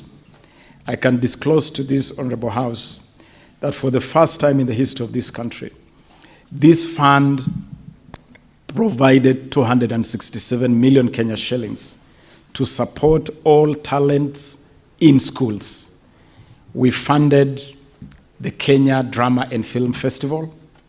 We funded the Kenya Music Festival. We funded the Kenya Term 2 School Ball Games. All those amazing games you saw in Kakamega, the incredible numbers you saw at Buhungu Stadium, the live broadcast you saw KBC broadcasting the Kenya School Games for the first time in the history of this country. It was because of the funding of 267 million shillings from this fund to support that talent development. In that talent development, there is no discrimination.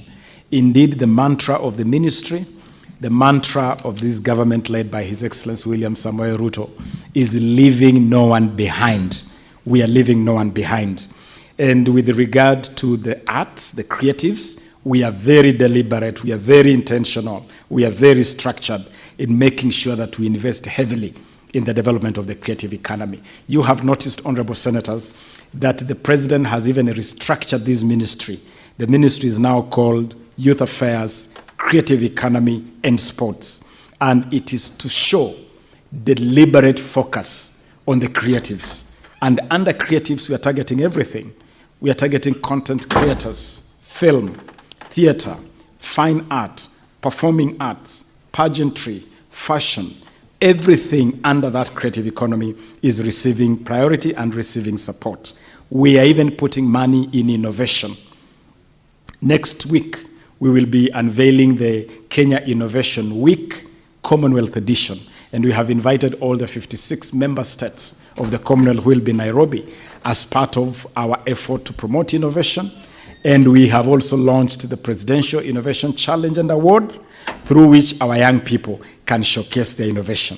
The best innovation will each walk away with 5 million Kenya shillings startup fund. All this supported by this fund. So whether it is innovation or creativity or sports, this fund has an eye on all of them. With regard to what the Honorable Senator is referring to as our Paralympics team, we take very good care of our Paralympics team. We take time to support them. And the team that went to Germany was fully funded by the ministry. When they returned, we organized a special reception hosted by His Excellency the Deputy President, flanked by Engineer Peter Tum, the Principal Secretary in the State Department of Sports. And this is among the teams that received their cash awards on return. They received their cash awards immediately. I'm assuring this House that we have our finger on the pulse of sports and the creatives in this country, and we are doing everything humanly possible to take better care of our sportsmen and women and our creatives, and I have no doubt that we are doing a sterling job at it. I submit, Honorable Speaker.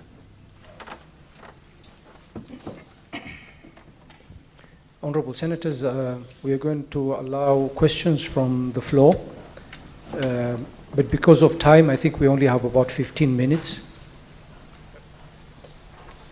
For the convenience of this House, I will use order number 34 to extend so that we can go up to 1:15 to ask the questions. I would urge the senators that I call to be very brief with their questions because there are many senators who want to ask questions. Senator Mohamed Chute. Thank you very much, Honorable Speaker. I'll be very brief. Let me first of all take this opportunity to thank the Minister for his quick action. He flew to Marsabit to look at the stadium in Marsabit, and I think that matter is being sorted out. Yes. I would want, on behalf of Marsabit people, tell you thank you very much. Going back to my question, Mr. Speaker, in Marsabit we have 20 wards in Marsabit County, and each ward will be having tournaments in those wards. We have about 20 teams, about 6 teams in each ward. So, Speaker, what I wanted, the Minister knows very well, Marsabit is prone to banditry attacks and cattle rustling. Drug menace also is there, Mira, and so many things. And I would want to know what the Minister can do to finance those tournaments. And if he's saying yes, who shall we talk to so that we can expedite so that the tournaments can be started as quickly as possible? Thank you very much, Honorable Speaker. Thank you, Senator. We'll take another question that the CS can answer 2 questions at a time. Senator Edwin Sifuna. Thank you, Speaker. It's nice to see my good friend, Honorable Babu Namwamba, who, as you know, is my predecessor as the SG of ODM. And although he has once publicly denied knowing me, Kipetero, I still consider him a friend and political mentor. Bwana CS, in the run-up to the elections in 2017, the then Deputy President made a certain pronouncement on the status of the construction of 9 stadia. I know you have the list that includes Kamarin, the one in Wote, Moyale, Mombasa, Kisumu. Now recently, the country was awarded rights to host, together with our regional neighbors, the 2027 AFCON, which I must say I was pleasantly surprised, because I don't expect much from the current regime. But I was pleasantly surprised that we won that hosting rights. I want to know, now that we got the hosting rights and you announced construction of other stadia for that particular tournament, is it the position of this government that the 9 stadia that were listed, including Kamarin, Wote, Moyale, and the others, are no longer priority for this government and they are not going to be built to the international standards that were promised back then? Thank you, Senator. Cabinet Secretary, if you can tackle the 2 questions. Thank you, Honorable Speaker. Thank you, Honorable Senator Chute. I can assure you that we were very happy to come to Marsabit. We had a good time. Thank you for being such a fantastic host to us, together the governor and the leaders of Marsabit.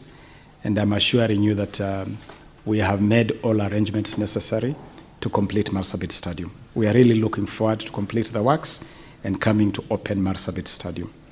As regards the competitions in the wards, yes, I do agree that Marsabit is among those counties. First of all, Marsabit is an amazing county, beautiful county. It's the cradle of humankind, but it has really not been integrated fully in the talent development program of this country. And I'm pleased to inform you that the Talanta Hela Inter-County program that targets under 19 sports men and women, both boys and girls, will be the answer to this program. And we'll be very happy to sit down with yourself, Senator, through the Principal Secretary, Engineer Peter Tum, who is right here with me, to work out programs how Marsabit can take full advantage of this program.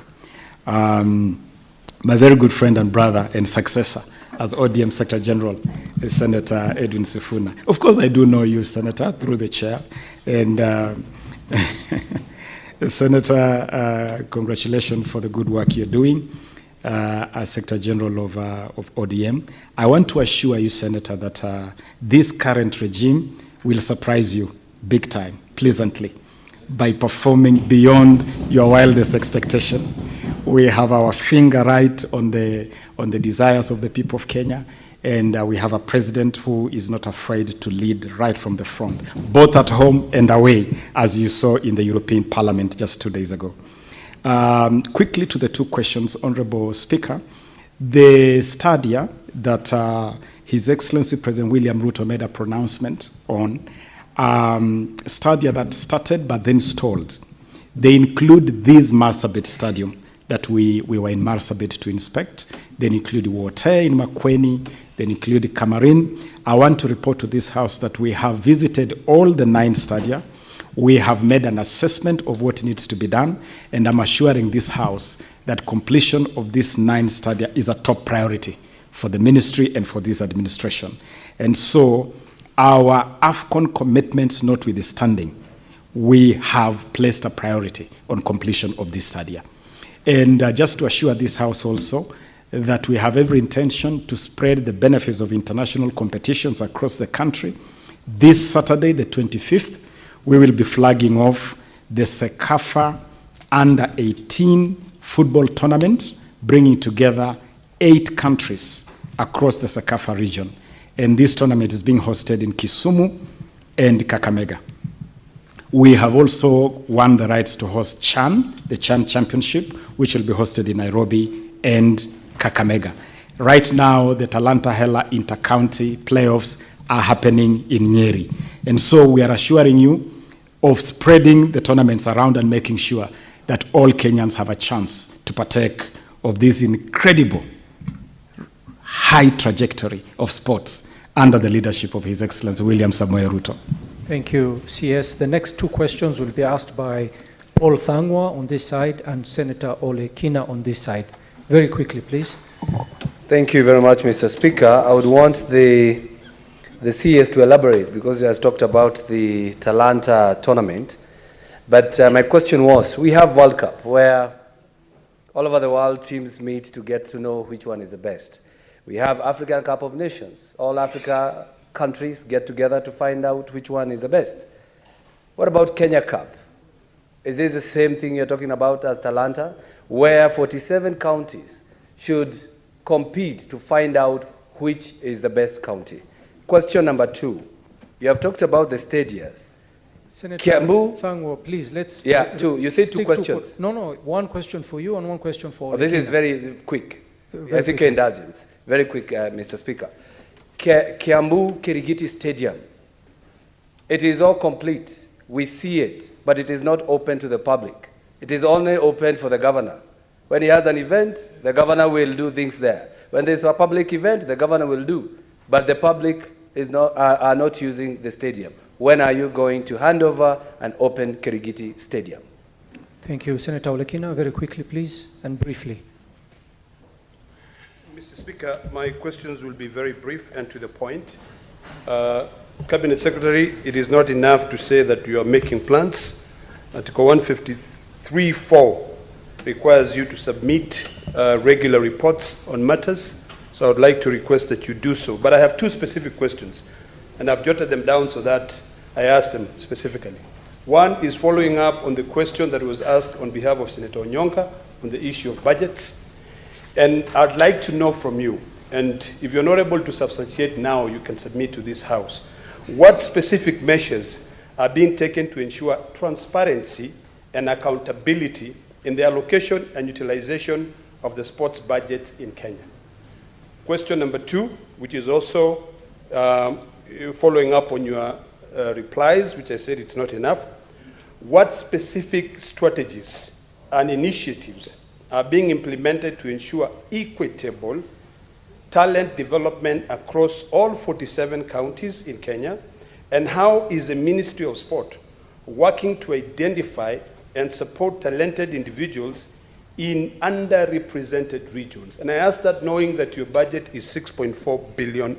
Thank you, Senator. Cabinet Secretary, very briefly, please, the 2 questions. Thank you, Honorable Speaker. On the question of Honorable Senator Thangwa, your Kenya Cup is actually the Talanta Hela Intercounty Cup, which is ongoing. The top 16 counties, we have done this countrywide. We started at the regional level. From the regional level, we have gone to the playoffs. They are concluding in Nyeri this afternoon, actually. After this session, I'm headed straight to Nyeri to close the playoffs. From the playoffs, 4 more teams or 4 more counties will join the 12 regional winners. We split the country into 12 regions. So we already have 12 winners of the 12 regions. They'll be joined by the 4 winners of the playoffs for both boys and girls. And we are going to have our own County World Cup, starting on the 3rd of December to the 12th. The finals will be the showstopper at Jamhuri Day, graced by His Excellency the President himself. So that is really something we are developing in that regard. Kirigiti Stadium in Kiambu is one of our top facilities, constructed and completed. There are certain things that need to be sorted around Kirigiti, and I can inform you really that as we close a number of stadia for preparation for AFCON, Kirigiti has been lined up to be among the stadia that is going to be very, very active, while the rest are closed for AFCON. And once the pending issues are sorted out, including the issue of the track, when they constructed Kirigiti, they used tarmac, they used bitumen on the track, which really was not the right thing to do. And it needs to be removed so that you can have the right material on the track. Once all that is done, Kirigiti will be made available for use by the public. That I can assure you. Honorable Senator Olekina, I want to make a commitment of providing regular reports. Indeed, we will start by our scorecard for the last 1 year. When we submit the extra information we have committed to submit, we'll also include a record of our scorecard for the last 1 year to inform the House of what we have been able to do in the last 1 year. In terms of measures taken on transparency, we have been very deliberate. We have become very thorough. I did inform this House, for instance, that in 2022, the Safari Rally project cost the Exchequer 2.5 billion. We refused to spend a similar amount. We reduced that budget by over 1 billion. And we were able to deliver a rally with a budget less 1 billion, which really tells you about our commitment to reduce budgets, to cut budgets. We have also made it very clear to federations that now they have to follow a procedure where you apply for resources according to the regulations of the sports fund, bring your application 6 months in advance. We are putting together a team to do proper screening of budgets. Among the requirements we have placed on the federations is that if you have any extra funding, if you have any sponsorship, you have to disclose it. And I'm assuring this House that on the question of transparency, on accountability, there is absolutely no compromise. And finally, on equity, the equity really is our Talanta Hela initiative. And it is an initiative which is both physical and virtual. Honorable Speaker, through you, Senator Olekina can go to his Google App Store right now and search Talanta Hela app. Download that app. Any child or any youth in Narok County who believes they can do football, rugby, anything. It's okay. There's no engagement.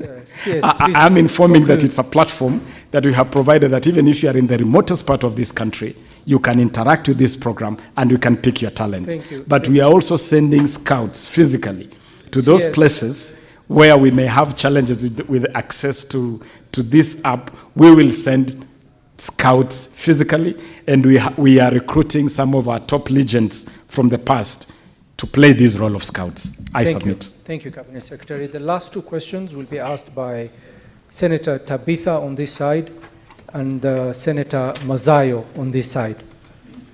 Very, very quickly, please. Thank you, Mr. Speaker. And let me start appreciating the Honorable Waziri for the great job that you're doing. But just to narrow it, Bwana Waziri, as far as Talanta Hela is concerned, in the 47 counties, do you have a data of how many talents you've been able to create in each and every county, in each and every constituency? And lastly, Mr. Speaker, I'm a member of the Finance Committee. I've been able to look at the feedback that you've given on what Honorable Senator Onyonka had asked in regards to the budget of the WSR. And looking at the budget, you've talked about a cut with 1 billion. Then which makes me ask you, what was the benefit, either directly or indirectly, for the people of Kenya after this rally took place? And as you say that you did cut a budget, your report indicates very clearly that you have pending bills, which is a very big animal in this country. Then how do you justify reducing the budget is 1 billion and mark you still have pending bills for Kenyans in this country? Thank you, Mr. Speaker. Senator Stuart Mazayo, very quickly, please. Asante Bwana Spika. Bwana Spika, swali langu ni moja mawili hivi kwa waziri wa michezo. Waziri, ni mipangilio gani ambao umeifanya kufikia hivi sasa kuona ya kwamba uhusiano wa FKF wale walio ndani ya ofisi hivi sasa na wale former footballers na fans wa mpira, kwa sababu huu ni mambo ya kandanda, watu wengi sana wanapendelea katika Kenya, wana wafuasi wakubwa. Ni mpangilio gani umefanya kuona kwamba uhusiano umerudi? Manake hivi tunavyoelewa ni kwamba uhusiano kufikia hivi sasa bado umezorota sana, hali tukijua kwamba mwezi wa pili utaweza kusimamia kuona kwamba kutakuwa na uchaguzi wa uongozi ndani ya Kenya kuhusikana na kandanda. Swali la pili ni kwamba Sorry, Senator, swali moja tafadhali, wakati imekwisha. Kwa kumalizia tu. Wakati imekwisha. Wacha ajibu hiyo tu, because hata hakuwa na nafasi ya kujibu. Shukran. Cabinet Secretary, you may answer the questions. You only have 5 minutes. Thank you very much, within those 5 minutes. Honorable Speaker, on data of talents, I can inform Honorable Senator Tabitha that indeed we have built, and this is a first in Kenya, we have built a database. I can even make even happier that from the activities going on in schools, we have pipelined or connected all those activities to the Kenya Academy of Sports. After the school ball games in Kakamega, for instance, we invited 2,000 of the best talent from those school games to Kenya's first ever national holiday talent camp.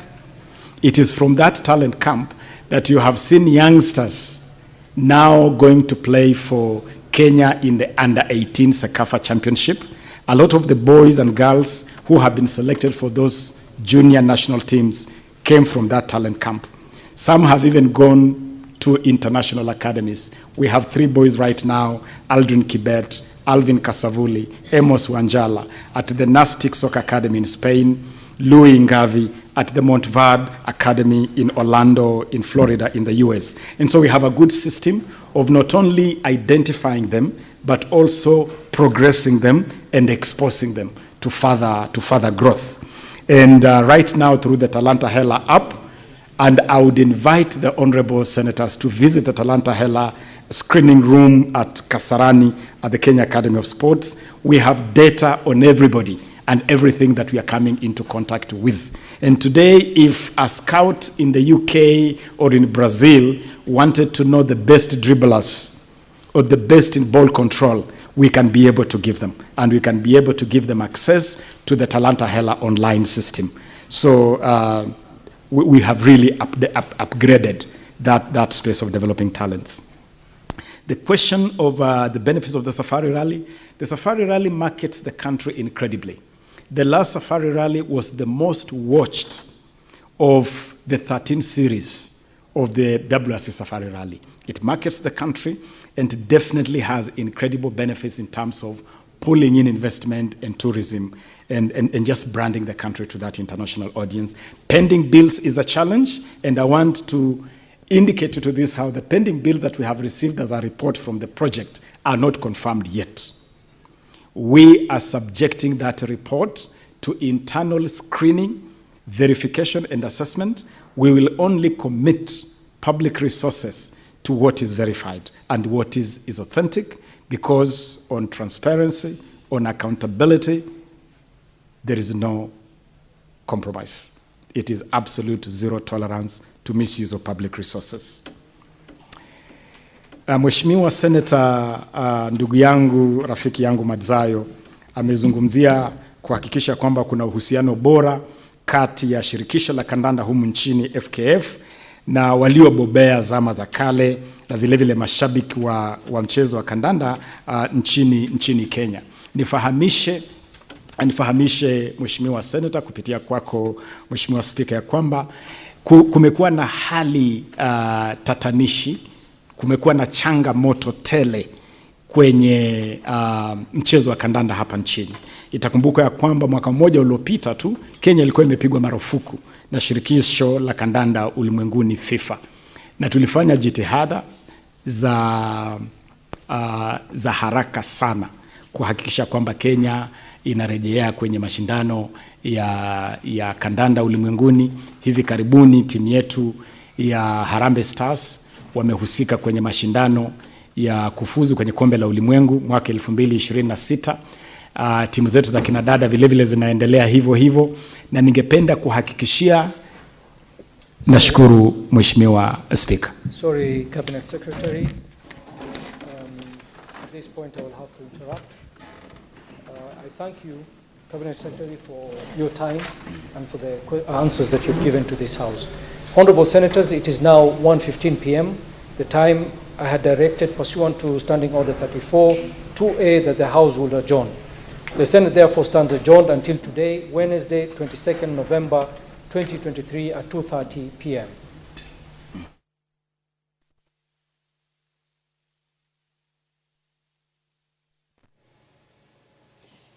Naam, mtazamaji, kikao cha asubuhi cha bunge la Seneti kimefikia kikomo, na nikirejelea tu machache kuhusu yaliyojiri. Naibu wa Spika Senator Kathuri Murungi alianzisha na kuendesha kikao. Hapo baadaye alimkabidhi usukani Spika wa muda Senator Abdul Haji, ambaye sasa ndiye amekamilisha kikao.